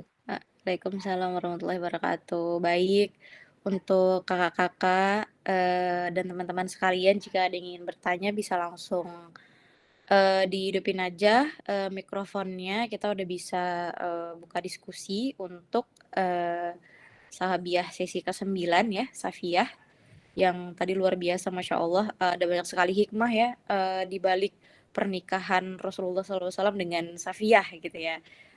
Kita bisa belajar geopolitik juga di sana. Kenapa Nabi kemudian kepikiran gitu menikahi seorang perempuan dari keturunan Yahudi begitu ya. Dan kemudian ada perjalanan sejarah juga yang sangat kompleks begitu. Nah, teman-teman boleh banget langsung nyalain mikrofonnya. Silakan, siapa yang mau nanya? Oke, kita kolom chat dulu. Oke, di kolom chat terpantau belum ada yang mau OOT dikit nih ya, silakan Kak. Langsung buka ini aja. Langsung buka mikrofonnya aja, Kak. Assalamualaikum. Waalaikumsalam. Ih, lagi maskeran. Iya. Pakai Ini mukena lagi. ini baru ada cerita seru sih kan Kak. Karena kita kan kemarin ada bahas-bahas soal Maria Kiptiah kan. Dan itu kayak Kak Uti itu sering gitu ngulang-ngulang karena hal yang sering diulang-ulang mungkin kadang pas disampaikan kayak ini kan udah pernah dibilang lah, udah tahu gitu kan. Nah, kemarin waktu pas acara pelatihan ada tuh biasalah kalau udah ngumpul gitu kan ada yang sok-sok debat-debat agama gitu. Nah, dia bilang, Kak, apa yang ada di Al-Quran dan hadis itu belum tentu benar, apalagi yang di hadis itu Rasul itu juga bisa salah. Oh iya, apa contohnya? Ia bilang gitu kan. Iya, Nabi pernah mengharamkan madu. Hah? Serius? Nginget lah kan di An-Nahl di mana ada Nabi pernah mengharamkan madu gitu. Terus habis itu di ini juga nggak ada. Ternyata yang dimaksudnya itu ayat pertama di surat 66 itu yang wahai Nabi kenapa kau mengharamkan apa yang halal bagimu. Nah terjemahannya itu kan yaitu madumu. Baru lihat terjemahan tafsir jalan lain itu Maria Kiptiah. Ya elah ini madunya bukan madu minuman gitu kan. Terus jadinya kan aku jelasin kan kebetulan aku lagi ikut kajian soal istri Nabi, aku jelasin lah siapa Maria Kiptiah karena dia nggak terima, dia bilang kalau yang namanya madu itu kan istri, sementara nggak ada bagian dari Ummul Mukminin, baru dia bahas lagi soal Ahlul Kitab, Maria Kiptiah itu bukan Ahlul Kitab katanya. Iya jadi kasihan udah gitu aja sih. Agak sesat gitu ya, Ya, dia pemahamannya bilang ya. Nabi pernah ngaramin madu. Terus kan kaget ya, kapan Nabi Jadi mengharamkan madu? madunya maknanya makna konotatif gitu ya, bukan Iya, makna sebenarnya. bener Kak. Untung ya ikut kajian gitu. Kalau kemarin nggak ikut kajian kan dia kayak, wah serius? Pasti kan gitu kan, jadinya mengiyakan. Udah itu aja sih sharingnya akibat dari ikut kajian Ummul Mukminin. Oh, testimoni Jadi nih harusnya. testimoni. Jadi testimoni. Itu kocak soalnya rasanya. Iya. Oke. Ya, ditanggepin dikit ya. Ini emang mohon maaf ya Silakan, kelakuan adik saya memang agak-agak ini. Mohon maaf. Soalnya masih banyak yang nggak tahu kalau kami kakak beradik kandung. Padahal namanya udah jelas-jelas sama belakang. Oke. Jadi ya kayak gitu tadi ya. Benar. Kenapa kadang kita kan gini, ngapain sih belajar sejarah gitu? Emang bakal ditanya di akhirat? Bukan itu masalahnya. Masalahnya adalah sejarah itu membuat kita tahu asal-usul kita, gitu kan. Saya kayak tadi itu, kita bisa aja loh teman-teman, bayangin aja ada orang tuh bisa pindah agama gara-gara salah paham tafsir, gitu. Makanya, ini adik saya ini dulu ya, kami pernah debat soal jilbab. Dia mungkin masih ingat tuh. Kami pernah debat soal jilbab, dia bilang, Kak jilbab itu wajib nggak sih? Ini orangnya masih ada di sini, tanya aja langsung ya. Jilbab tuh wajib nggak sih? Kenapa gitu? Iya soalnya kan katanya di dalam Quran hendaklah. Kalau hendaklah itu kan berarti boleh iya boleh enggak. Oh, gitu. Itu santai-santai aja. Oh gitu. Tahu dari mana? Si ini yang ngomong. Oh ya. Terus bacanya di mana? Dari tafsir Quran. Tafsir apa terjemah? Terjemah bahasa Indonesia ya. Bawa Quran di sini. Gitu kan. Sini duduk. Masih ingat ya di kamar kita, di kamar. Buka. Mana ayatnya? Al-Ahzab kan? Al-Ahzab. Buka. Dijelasin lah secara tutur kata bahasa Arab. Oh, ternyata memang hukumnya wajib karena di situ ada struktur kata yang dalam bahasa Arab dia jatuh menjadi sebuah kewajiban. Walaupun di dalam bahasa Indonesia tidak kelihatan. Nah, jadi kita nggak bisa memahami Quran dan hadis itu dari bahasa Indonesia. Oke, kita perlu tafsir. Kalau Quran kita perlu tafsir. Yang menjelaskannya adalah orang-orang yang memahami Al-Quran itu dari ilmu-ilmu yang benar. Nah, kalau hadis kita perlu yang namanya takwil ya. Takwil arti penjabaran atau penjelasan hadis. Karena kalau hadis nggak ada tafsir hadis gitu nggak ada, tafsir Quran. Nah, kalau hadis sebenarnya takwil gitu ya. Jadi kita menjelaskan, menjabarkan apa yang menjadi konteks dari hadis itu. Jadi intinya adalah kalau teman-teman ngedengerin, ini tips ya, kalau nanti ketemu dengan pemikiran-pemikiran dalam tanda kutip yang agak-agak gitu, jangan buru-buru komen. Nah, kalau kita tidak punya informasi yang benar, ya tahan dulu. Seorang pemikir itu, ya seorang pemikir, a thinker, tugasnya adalah thinking. Seorang pemikir itu adalah resapin dulu, baru pikirkan. Jangan langsung bereaksi gitu. Kalau misalnya kita ada orang nanya kita langsung bereaksi itu namanya reaktor, bukan thinker. Reaktor kayak nuklir dong. Jadi itu intinya itu sih ya. Alhamdulillah kalau misalnya kajiannya bermanfaat ya mudah-mudahan bisa menjaga keimanan. Ya sirah Nabi itu penting teman-teman. Biar kita tahu asal usul kita dari mana dan kenapa sekarang kita ada di sini. Kenapa kita menjadi seorang muslim. Kita harus paham itu. Gak paham sirah kacau. Karena kita dilepaskan dari karakter kita yang sebenarnya. Mungkin itu saran buat teman-teman yang kalau nanti ketemu sama yang aneh-aneh ya, gitu loh. Ngadepinnya gitu dulu ya. Tahan dulu, pikirkan. Kalau memang punya informasi yang benar, sampaikan. Kalaupun tidak ya sudah. Gitu. Balikin ke Dion. Silakan Dion. Baik, Masya Allah. Ada hikmah ya di balik itu semua ya. Kita selalu belajar dan tidak pernah lupa untuk belajar. Oke,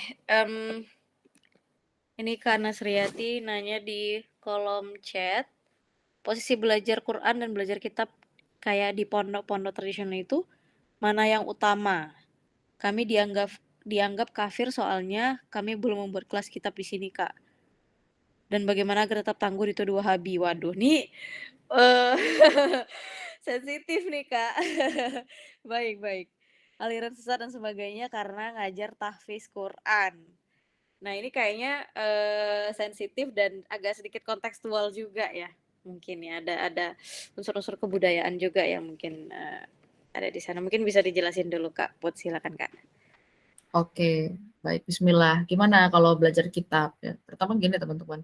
Kitab itu kitab yang mana dulu gitu. Semua yang kutiba, semua yang tertulis pasti kitab.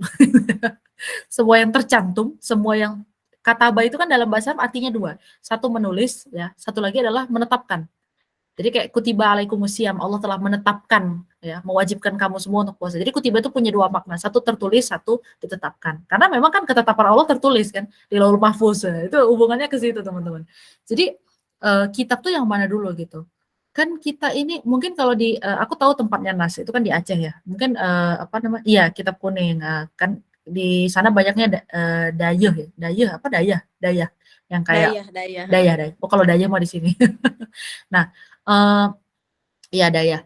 Jadi mungkin ada hal-hal yang lumrah dilakukan di sana, tapi di kita enggak gitu. Artinya kita membawa sesuatu yang baru. Ya challenge-nya sama kayak Rasul sih. Challenge-nya sama kayak Rasul. Ketika membawa sesuatu yang berbeda dari yang sudah turun-temurun dilakukan. Kita harus punya trik-trik dakwah ya. Dakwah itu teman-teman, caranya boleh dimodif ya. Yang nggak boleh dimodif adalah kontennya. Jangan dimodif tuh kalau kontennya. Cara boleh dimodif. Dakwah naik motor boleh ya, dakwah di atas kalau bahasa Medannya naik kereta gitu ya boleh. Dakwah ada kan dakwah di atas ring tinju, dakwah di lapangan sepak bola boleh, cara boleh. Konten jangan diubah. Konten nggak boleh diubah. Tiba-tiba ngajarin rukun iman ada 7 kan bingung ya. Kalau konten nggak boleh diubah, cara boleh. Maka kemudian ketika ada orang-orang yang sudah terbiasa, nah dakwah di PUBG, ya, dakwah di TikTok, macam-macam lah. Sekarang yang penting bener aja, jangan dicampur, jangan ikhtilat ya, ikhtilat dengan yang syubhat. Jadi ketika misalnya kayak gitu tadi ya, ada orang, oh ini di sini biasanya belajar kitabnya ini gitu kan. Nah tiba-tiba kita bawa sesuatu, kita nggak belajar kitab gitu. Saranku sih pertama kita harus melihat dulu apa sih sebenarnya yang dibutuhkan sama lingkungan tersebut gitu ya. Contoh, oh ternyata di sini banyak orang yang ngaji kitab tapi nggak bisa ngajarkan Quran. Ini contoh ya, contoh. Ada banyak orang yang paham kitab, belajar kitab, tapi isinya nggak bisa diamalkan. Nah, tempat ngaji kami itu mengajarkan Al-Quran dan bisa diamalkan. Jadi gitu tuh. Jadi kita menjawab dulu apa kebutuhan dari orang-orang yang ada di situ, ya. Nah, orang-orang yang ada di sekitar kita. Nah, yang kedua, pada saat menyampaikannya kita memang harus menyesuaikan dengan apa ya istilahnya. Ada istilah itu kita harus menyesuaikan dengan keadaan kaumnya gitu. Nah, kalau memang orang-orang di situ belum terbiasa kalau yang namanya ngaji, yang namanya pesantren itu ngafal Quran dan segala macam gitu ya. Ya kita harus mensosialisasikan itu dengan cara yang halus dulu. Nih, kayak tempat aku kerja ya di Akal Islamic Center. Itu mereka buka RTQ, Rumah Tadabbur Quran. Mereka masuk ke daerah-daerah yang tidak tersentuh, ya, tidak tersentuh oleh, pokoknya wah pedalaman banget lah. Kalau aku tanya gitu ya, nama daerahnya apa? Ini. Sampai di kepalaku, itu daerah apa sih gitu? Karena memang nggak pernah dengar sama sekali, gitu ya. Nggak pernah dengar sama sekali. Kayak baru-baru ini di Morowali ya, ada nama daerahnya aku lupa apa. Aku tanya berapa lama dari pusat kota? 8 jam. 8 jam dari pusat kota gitu kan. Naik apa? Bahkan ada kita punya yang di Lombok itu harus naik mobil off-road dan segala macam. Itu betul-betul tempat yang tidak tersentuh. Tapi gimana cara mereka memperkenalkan rumah tadabbur Quran? Tadabbur itu kan istilah baru, ya kan? Teman-teman mungkin sebagian sudah paham, ada yang sudah paham. Kalau sudah follow aku di Instagram, aku beberapa kali ngasih kajian tadabbur gitu, live pada saat lagi ngajar tadabbur. Paham tadabbur. Tapi ada yang belum paham. Maka gimana caranya masuk ke mereka? Gampang. Disamakan dulu dengan orang setempat, ya. Apa yang dilakukan sama mereka begitu nyampe di tempat itu, ya, misalnya dikirim 5 orang dai. 5 orang dai itu disuruh keliling ke rumah-rumah penduduk menghatamkan Quran 30 juz di setiap rumah. Hati yang punya rumah gimana dibacain Quran? Enak kan? Karena kan kita biasa yasinan di rumah orang gitu ya, ngaji di rumah orang dan free, nggak ada minta uang apa segala macam, enggak. Pokoknya di satu kampung ya, datangin ketua RT-nya, datangin kepala kampungnya, hataman di rumah dia. Begitu hati udah terikat, baru Pak kami di sini mau mendirikan rumah tadabbur Quran. Oh silakan, ini ada nih bangunan, oh dibantu gitu kan. Jadi malah dibantu sama orang setempat. Jadi memang kita harus masuk dengan cara yang mereka biasakan atau cara yang mereka yakini. Ini memang sosiokultur ya, ada kajian sosiokultur juga di sini. Jadi nggak usah khawatir lah dengan perkataan Wahabi dan segala macam. Percayalah, yang ngomong Wahabi itu juga nggak ngerti Wahabi kok, yakin aku. Iya serius. Orang yang ngomong-ngomong Wahabi itu juga nggak ngerti Wahabi. Karena orang yang paham Wahabi sesungguhnya justru tenang-tenang aja. Orang yang tahu Wahabi sesungguhnya ya santai-santai aja. Wahabi nggak pernah ngajarin bunuh orang kok. Jadi santai aja. Orang yang ngomong-ngomongin Wahabi, ngomong-ngomongin apa namanya Islam radikal lah, radikul lah, alah. Percaya, tanya orang yang ngerti nggak ngerti dia.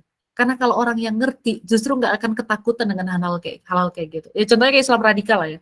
Mana ada Islam radikal? Islam ya Islam. Radikal itu dari mana? Radikal itu adalah istilah dari kekristenan. Radikal ya. Nggak ada. Islam nggak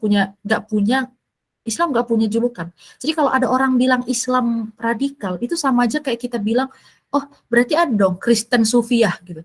Kristen Sufi nggak ada, nggak matching gitu. Nggak ada Islam radikal. Jadi gak usah khawatir Nas, jalan aja ya. Tapi memang perlu memperhatikan sosiokulturnya, apa yang membuat mereka, satu, apa yang mereka butuhkan, kedua, apa yang mereka senangi gitu. Kita masuk dulu dari situ. Karena kalau kita masuk sebagai sesuatu yang bertentangan, itu berat. Jadi memang harus membangun kesamaan dulu ya. Ini trik yang dipakai sama Wali Songo, dibangun dari kesamaan, ya kan? Kan gitu dakwahnya, dari wayang, dari apa namanya senandung-senandung, dari lirik-lirik, syair-syair. Nah, itu dia masuk dari situ. Jadi masuk dari hal-hal yang punya persamaan dulu, apa yang mereka senangi dan apa yang mereka butuhkan. Karena kalau itu adalah sesuatu yang mereka butuhkan, mereka nggak bisa ngelak. Pada akhirnya mereka nggak akan bisa ngelak. Oh ternyata kita butuh ya guru-guru ngaji. Udah mereka nggak akan bisa ngelak. Kita punya kurikulum kayak apa juga mereka nggak akan protes gitu. Ya mudah-mudahan tetap keep moving forward. Gak usah khawatir, gak usah takut. Niatkan karena Allah gitu kan. Kalau ada omongan-omongan orang udah nggak ada, Islam nggak punya jalur-jalur Wahabi kayak apa, kayak gak usah percaya gitu, Salafi kayak apa kayak gitu. Enggak, Islam tidak punya pecahan jalur. Islam gitu. Kalau pada prakteknya ada yang memilih ke sana, ada yang memilih ke sini gitu ya, selama tidak keluar dari rukun iman dan rukun Islam, ya itu pilihan gitu. Allah bisa. Baik, Kak Nas ada yang mau ditambahin Kak dari penjelasan Kak Putri sebelum kita beralih ke pertanyaannya Salwa? Kak Nas masih ada di sini? Oh, masih. Agaknya mungkin alhamdulillah. Oke. Jadi tambah energi lagi. Ya, insyaallah ya, kajian-kajian seperti ini selalu ngebooster ya. Jadi makin punya energi yang sesungguhnya gitu dalam jalani kehidupan gitu ya. Baik, ini ada pertanyaan dari Salwa. Tadi kan Rasul menikahi Syafiyyah dalam suasana setelah perang dan pulang langsung membawa Safiyah tanpa persetujuan istri lainnya. Nah, kalau diaplikasikan ke zaman sekarang gimana tuh, Kak? Nah, ini karena kalau di Salwa rasanya agak berat ya kalau suami tiba-tiba menikah tanpa izin istri pertama. Apakah tetap ahsan atau tidak? Oke, baik. Oke. Ya. Oke, Kak, Jawaban silakan. pertamaku itulah kenapa bukan Salwa yang dipilih menjadi istri Nabi. Ini jokes ya, bercanda. Bercanda. Baik, Bismillah. Kenapa Rasul nggak izin sama istri-istri yang lain? Karena memang pada dasarnya nggak perlu izin. Nggak perlu izin, teman-teman. Cari deh gitu ya, di pasal mana gitu. Seorang suami harus minta izin sama istrinya. Nggak ada. Itu memang haknya suami, kan suami boleh menikah berapa gitu kan. Kalau sekarang udah 4, syaratnya udah 4. Kalau Nabi kan, Nabi pada saat itu, ini jangan salah paham ya. Nabi itu, kemarin aku ngasih kajian di sini. Berapa istri Nabi? 4. Berapa istri Nabi, Bu? 4 ya. Bu, istri Nabi 11, Bu. Kaget. Jadi ayat tentang menikah batas 4 itu ya, menikahilah yang kamu senangi 2, 3 atau 4, itu turun setelah Nabi selesai menikahi seluruh istrinya. Nah, jadi teman-teman jangan salah paham. Di Quran batas sampai 4, tapi Nabi istrinya lebih dari 4. Wah, berarti Nabi nggak menjalankan perintah Quran dong? Oh, bukan. Itu case-nya beda, teman-teman. Nabi udah selesai menikahi seluruh istrinya, baru turun itu ayat. Makanya setelah itu Nabi nggak ada. Coba lihat ya. Terakhir itu Nabi menikah di tahun 7 Hijriah. Nanti kita lihat terakhir di Maimunah itu 7 Hijriah. Setelah 7 Hijriah nggak ada. Padahal Nabi masih ada 8 Hijriah, 9, 10, 11. Ya, Nabi kan meninggal di tahun ke-11 Hijriah.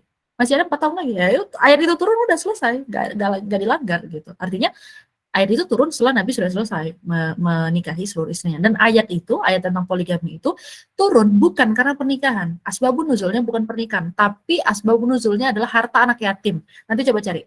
Ya, asbabun nuzul ayat poligami itu adalah harta anak yatim. Nah, itu harus dipahami. Kalau misalnya suami-suami ngomongin poligami, kasih ayat itu sama tafsir asbabun nuzulnya. Bertahu dia. Itu bukan tentang pernikahan asbabun nuzulnya ya, tentang harta anak yatim. Nah, jadi apakah di zaman sekarang bisa diterapkan? Nah, zaman sekarang, apalagi di Indonesia, kita punya KHI, Kompilasi Hukum Islam. Nah, di KHI itu istri sebelumnya harus diberitahu, ya, harus diberikan izin. Makanya kan kalau coba deh lihat di lihat di aku tuh sering ya kayak cek dokumen pengadilan agama. Karena serius loh, ini aku kasih tips ya. Zaman sekarang kalau kenalan sama orang ya, apalagi kenalan sama cowok, dia mau menikahi, punya niat baik mau menikah, cek di Google ya. Jangan sampai dia ternyata sudah pernah menikah tapi dia tidak pernah dia tidak jujur. Itu kan ada sekarang. Cari aja, masukin aja nama aslinya plus nama bapaknya. Bla bla Fulan bin Fulan gitu. Kalau memang dia pernah menikah, keluar itu nanti. Ya, pernah menikah dengan ini. Jadi sekarang tuh di pengadilan tuh datanya kebuka banget gitu. Hati-hati nih, coba cek sekarang. Yang punya gebetan cari aja. Gitu ya, cari. Karena memang ada di data-datanya. Jadi udah terbuka sekarang. Nah, makanya di Indonesia ada KHI, Kompilasi Hukum Islam. Salah satunya adalah istri sebelumnya ya, kalau dia mau menikah yang kedua, istri pertama harus memberikan izin dan itu disidangkan, teman-teman. Disidangkan.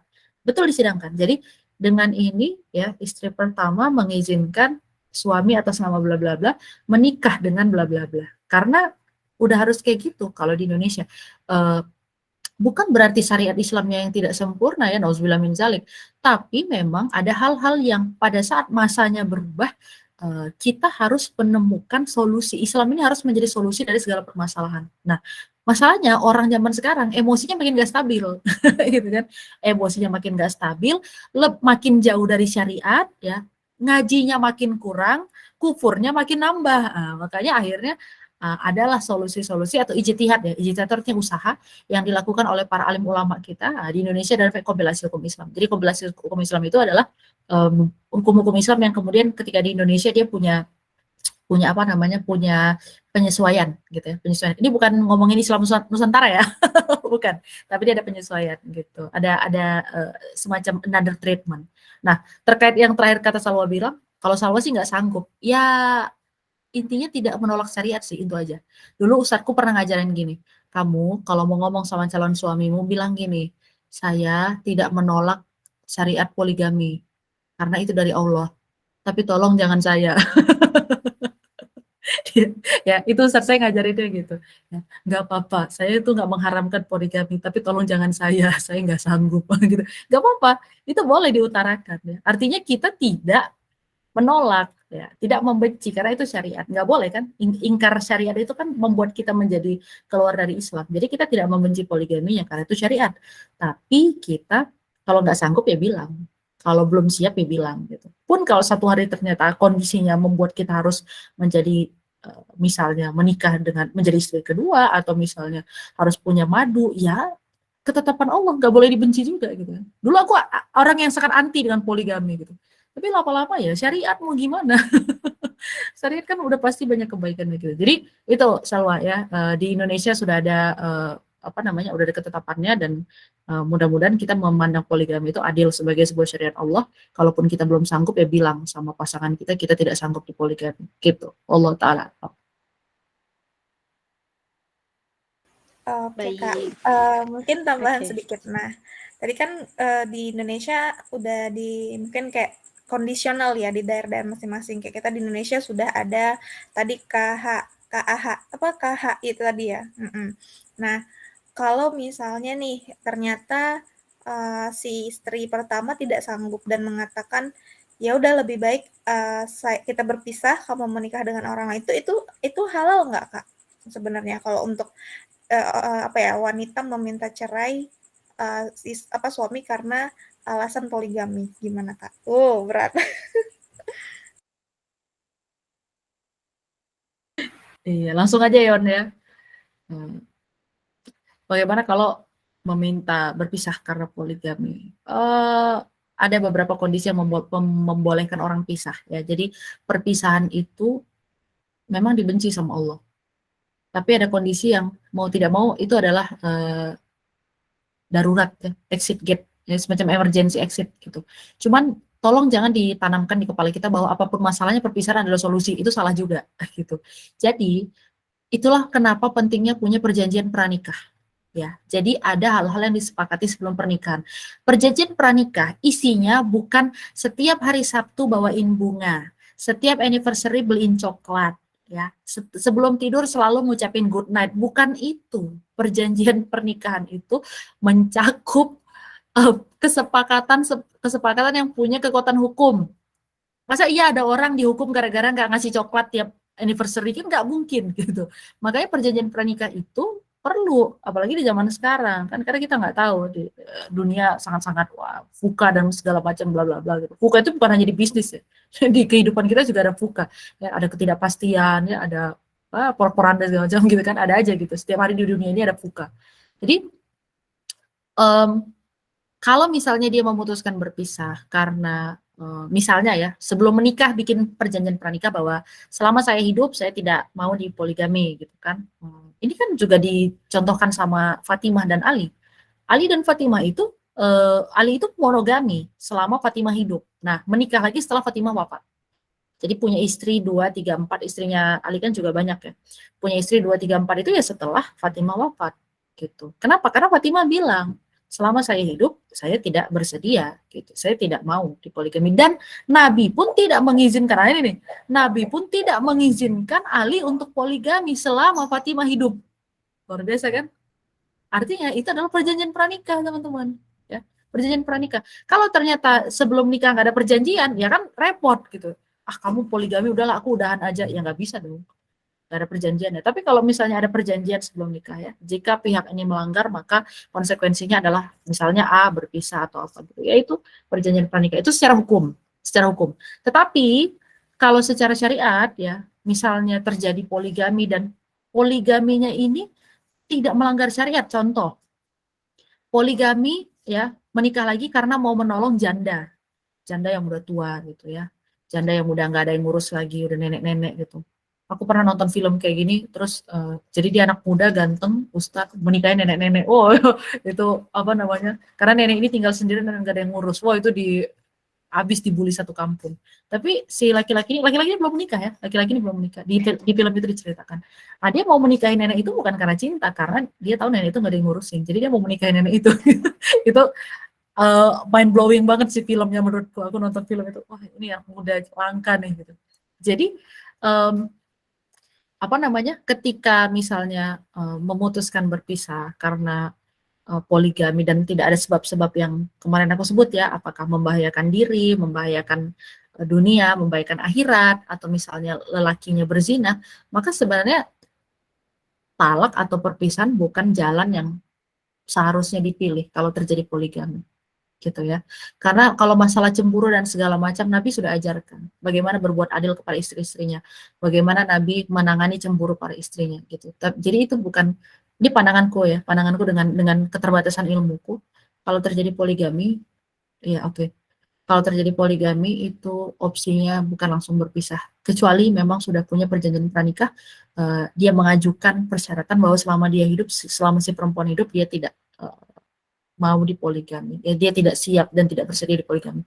Nah, itu mungkin bisa menjadi salah satu landasan hukum.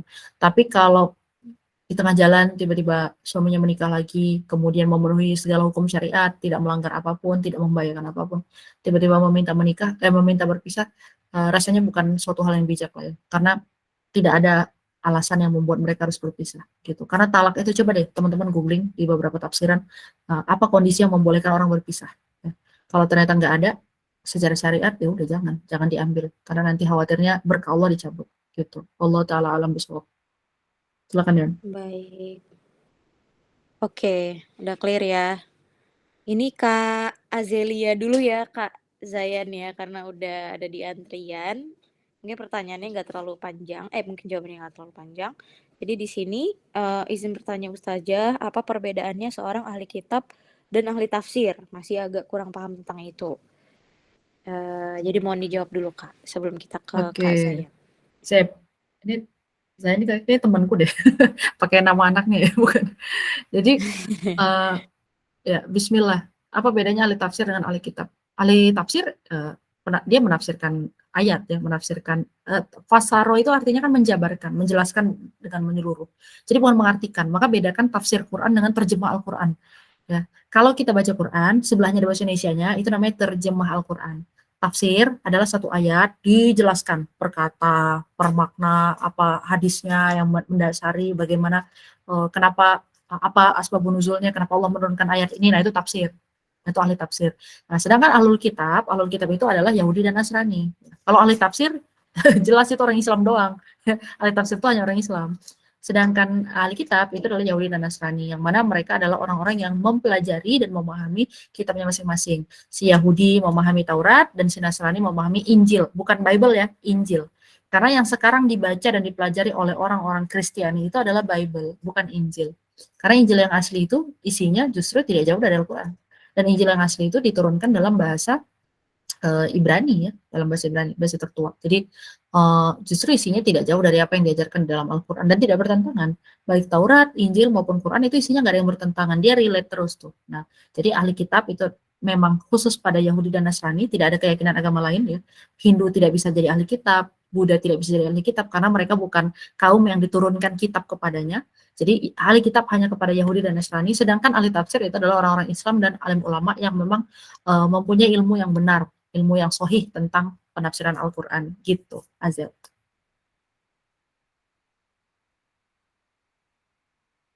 Silakan John. John. Ya baik, terima kasih Ustazah atas Iya. jawabannya. Udah Sama-sama. Clear ya? Makasih Ustazah. Alhamdulillah. Oke. Ini kayaknya Dion kemana? Silakan. Ini Zayan tuh Maulida ya? Maulida bukan sih? Silakan. Ya benar. Ya benar. Silakan. silakan. Oh, temanku ini. Ya Ustazah. Iya. Jadi tadi apa pembahasan yang sebelumnya sih tentang perjanjian pranikah. Jadi gimana tuh kalau misalnya perjanjian pranikah itu dilanggar oleh salah satu pasangan dan hukumnya itu gimana dan apakah bisa dengan berdasarkan itu bisa jadi alasan untuk minta pisah? Itu aja sih pertanyaannya. Baik, bismillah. Nggak langsung pisah ya? Janganlah. Itu jauhkanlah kalimat pisah itu dari kepala kita. Aku jarang sekali menyebut, kalau di Indonesia kan nyebutnya cerai ya. Aku jarang menggunakan kata itu. Biasanya aku gunakan kata pisah atau menggunakan kata talak sesuai dengan kalimat syariatnya. Karena tolako itu artinya terlepas, ya. Tolako beda dengan cerai. Cerai itu kan teburai gitu ya. Tolak itu talak artinya dari kata tolako kan terlepas ya. Kebalikan dari akad. Akad itu terikat, akad itu diikat, tolako itu dilepas.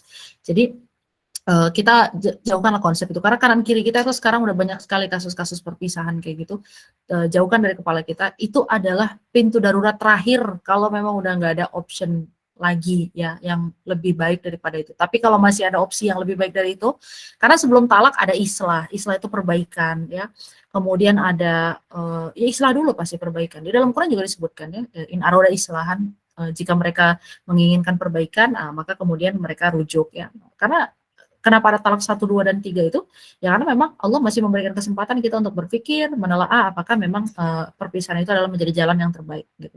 Jadi talak 1, 2, 3 itu adalah waktu ya, waktu untuk kita mempertimbangkan sebenarnya. Jadi jauhkan dulu kalimat itu. Nah, jadi apa? Masalah apapun tuh jangan berpikir untuk berpisah dulu karena efeknya luar biasa ya, nauzubillah min dzalik. Efeknya tuh banyak yang rusak loh dari rumah tangga yang terpisah itu gitu.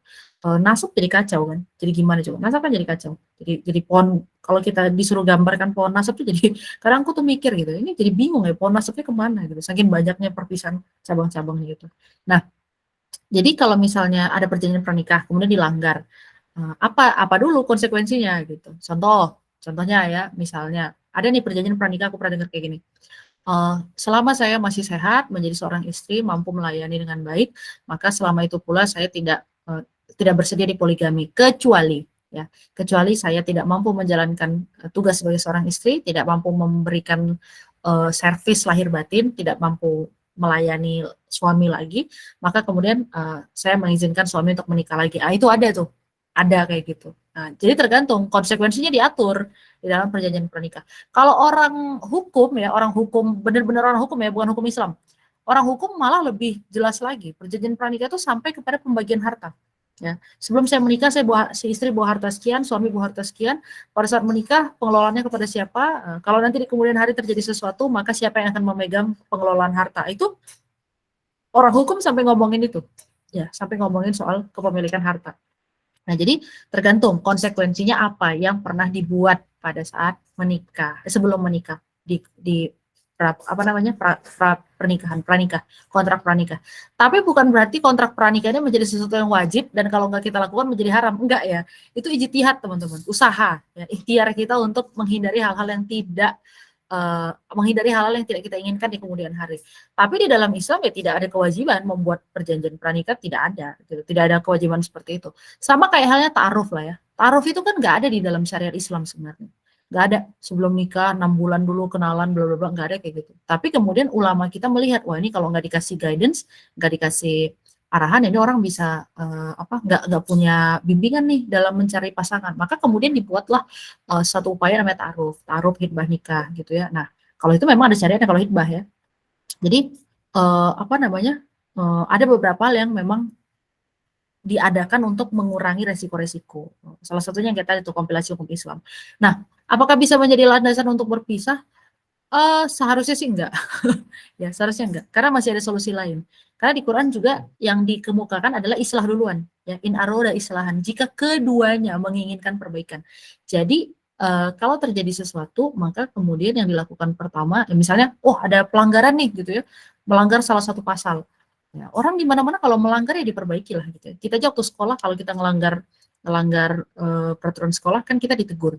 Maka kita membuat perbaikan. Nah, jadi kalau ada sesuatu bukan dibuang gitu loh, bukan dipisah, bukan dilepaskan hubungannya, tetapi diperbaiki. Karena ya namanya hidup bertahun-tahun dengan orang asing ya, berpuluh-puluh tahun, kita kan menikah itu hidup bertahun-tahun dengan orang asing yang belum kita kenal sebelumnya, ya pasti ada perbedaan-perbedaan. Nah kalau terjadi ada pelanggaran pasal misalnya, ya diperbaiki. Apakah perjanjiannya mau diperbaiki, ya perjanjiannya mau direvisi, atau justru penanganan setelah pelanggaran itu yang diperbaiki gitu. Tapi bukan pisah ya. Gitu. Pisah itu menurutku itu udah pintu darurat terakhir lah. Ketika kita udah nggak punya solusi lagi, benar-benar sudah sangat berbahaya, tidak punya contoh ya, punya pasangan ternyata pecandu narkoba, ya ditolong, diobatin, nggak bisa, ya sudah, karena itu membahayakan dunia dan akhirat kan. Secara dunia dia sakit, secara akhirat dia barang haram yang nggak boleh dikonsumsi dan khawatir mengenai keturunan kita. Ya sudah, kalau itu memang sesuatu yang nggak bisa ditolong, lepaskan gitu ya, ditalak. Nah terus juga ada kondisi-kondisi yang masih bisa diselamatkan. Nah contohnya ya kayak kemarin di pertemuan, kayaknya 2 pertemuan kemarin ya, 2 pertemuan sebelum ini kita ngomongin KDRT. Nah kalau suaminya masih bisa diberi kesempatan untuk berubah ya, menyadari kesalahannya, nah, ya sekali dia melakukan kemudian dia mau berubah ya silakan. Tapi kalau sampai berulang-ulang, nah itu mah udah jadi habit, udah jadi karakter. Nah, udah membahayakan dunianya, membahayakan diri si istrinya. Ya kalau mau berpisah ya mungkin itu menjadi jalan yang baik ketika suaminya tidak bisa dinasihati dan tidak bisa diislah. Jadi kalau terjadi pelanggaran perjanjian pranikah, ya yang dilakukan adalah islah, perbaikan. Apakah memperbaiki pasal perjanjiannya atau memperbaiki kelakuan dari pelanggaran itu? Gitu. Wallahu taala alam. Baik, dari Kak Zayan ada yang mau ditanyakan lagi? Insya Allah udah pas, alhamdulillah clear. Jazakillah Ustazah. Oke. Ini sinyalku udah mulai gak terlalu bagus. Dari tadi hilang-hilang. Ada yang mau bertanya lagi atau kita sudahi dulu? Kalau memang sudah kita mau ditutup nanti Kak Putri boleh menyimpulkan kemudian bisa dilanjutkan dengan doa. Ada yang mau ditanya lagi? Mungkin satu pertanyaan? Karena sudah jam 10 kurang 15. Mungkin cukup ya? Boleh. Oke Kak, silakan kepada Kak Putri untuk menyimpulkan kemudian bisa dilanjutkan dengan doa. Baik, bismillah teman-teman semua. Alhamdulillah ya kita udah ketemu di penghujung pertemuan tentang Safiyah. Ini ada 2 pertemuan lagi ya, ada sesi 10 dan 11. Mudah-mudahan di sesi 10 dan 11 semuanya tetap istiqomah ya. Nanti setelah sesi 11 kita ini dulu ya, namanya kami bilangnya itu pengendapan. Jadi kalau kita selesai belajar satu tema, kita endapin dulu, nggak boleh langsung disambung-sambung gitu. Jadi harus ditadaburi dulu gitu. Nanti kita selesai sesi 11, kita vakum dulu sebentar. Emang biasanya juga gitu ya. Teman-teman yang udah pernah di kajian ini pasti tahu. Kita kalau selesai satu tema, vakum sebentar. Karena apa? Untuk mengendapkan dulu. Ya, menjalankan apa yang udah kita pelajari. Nah, jadi ini masih ada 2 sesi lagi, sesi 10 dan 11. Mudah-mudahan bisa ketemu dalam keadaan sehat walafiat. Semuanya masih punya semangat yang sama. Dari Safiyah ini kita belajar bahwa sesungguhnya dari manapun kita berasal, nasab siapapun, walaupun kita bukan keturunan raja, bukan keturunan bangsawan ya, yang paling mulia di sisi Allah adalah orang yang membenarkan perintah Allah Subhanahu wa taala. Kita nggak kebayang bagaimana dari mungkin saat itu ribuan Yahudi yang tinggal di Madinah, tapi Allah memilih seorang Safiyah binti Huyai menjadi ummul mukminin, ibunya para orang-orang beriman ya. Dan dengan ketakwaannya beliau menjadi istri Nabi yang bahkan sangat disayangi ya, tulus, punya hati yang lembut, dan dia mau mengejar ketertinggalan. Jadi kita ketika kita berislam, kalau misalnya dulu kita menyadari, oh dulu saya kurang ngaji, dulu saya kurang cari kajian, ayo sekarang cari kajian sebanyak-banyaknya teman-teman. Jadi nggak usah khawatir, nggak usah takut gitu ya, jangan khawatir untuk wah ini saya udah ketinggalan nih, udah jauh banget, teman-teman saya udah pada hafal Quran, saya belum. Nggak ada cerita tertinggal. Justru ketika kita tahu kita udah ketinggalan, cepat kejar gitu. Sebagaimana Safiyah tadi diceritakan, istri-istri Nabi yang sebelumnya bukan Islam ya, belum berislam, begitu mereka masuk Islam, mereka mengejar ketertinggalan dan bahkan sangat excellent di dalam ketakwaannya. Nah, inilah ciri seorang muslim, ketika kita tahu kita tertinggal banyak, maka kita mengejar lebih banyak. Nah, kemudian dari Safiyah juga kita belajar bahwa sesungguhnya yang namanya toleransi gitu ya, yang namanya toleransi itu adalah tetap membiarkan memberikan batas yang jelas ya. Safiyah dengan keluarganya masih punya hubungan silaturahmi yang baik karena mereka satu darah ya. Jadi silaturahim itu hanya berlaku untuk orang yang satu darah. Nah, maka nggak ada tuh cerita aku takut mutusin pacar nanti takut silaturahim kami putus, nggak ada teman-teman. Tidak ada silaturahim yang putus dengan pacar karena pacar tidak dari satu rahim. Nah, kalau dari satu rahim udah jelas nggak boleh pacaran. Gitu kan, bukan hanya pacar, bukan berarti kalau beda rahim boleh pacaran, enggak gitu, tetap aja nggak boleh. Nah jadi itu menjadi sebuah peringatan buat kita ya, bahwa walaupun misalnya kita punya keluarga yang beda keyakinan dengan kita, Ya kan kita nggak tahu ya iman seseorang, kita harus tetap menjalin hubungan silaturahim yang baik ya, menghormati apa yang menjadi haknya, memberikan apa yang menjadi haknya, dan itulah akhlak Islam sesungguhnya. Itulah akhlak Islam yang sebenarnya, kita memberikan toleransi kepada orang yang punya keyakinan lain ya, dengan cara apa? Tidak mengusik.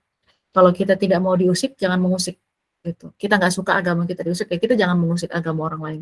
Jadi tetap pada keyakinan kita masing-masing dengan keyakinan yang benar, sambil kita juga kalau punya orang yang masih berbeda keyakinan di sekitar kita, kita hormati karena itu adalah ciri muslim sesungguhnya. Sebagaimana Rasulullah mencontohkan ya, beliau hidup bertetangga dengan baik dengan orang-orang yang berbeda keyakinan dan melindungi hak-hak orang-orang yang berbeda keyakinan di dalam tanah Islam selama mereka membayar jizyah. Selama mereka patuh kepada daulah Islamiyah, maka kemudian daulah Islamiyah melindungi mereka yang berbeda keyakinan dengan kita. Itulah Islam sesungguhnya.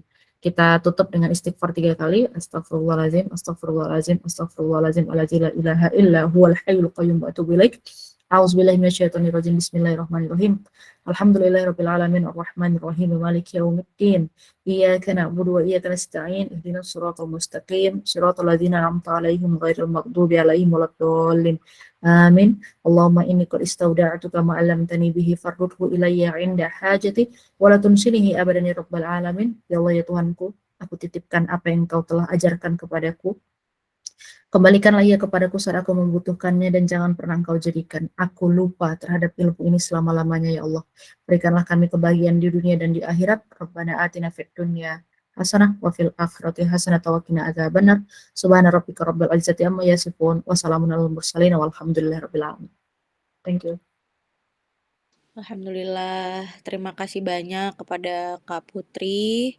Semoga Kak Putri selalu sehat-sehat, sehat walafiat, selalu diberikan keberkahan ilmu, keberkahan umur, sehingga kita masih bisa belajar sama-sama. Dan terima kasih banyak buat teman-teman semuanya, kakak-kakak yang sudah hadir, tetap semangat, gak boleh kendor semangatnya.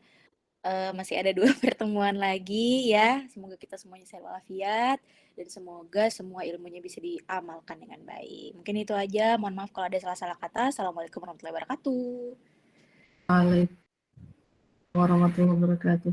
Sorry, Dion, recordingnya di stop dulu biar bisa Oh gitu. di ending. Baik-baik, Ya Kak. kayak gitu. Biar bisa di end.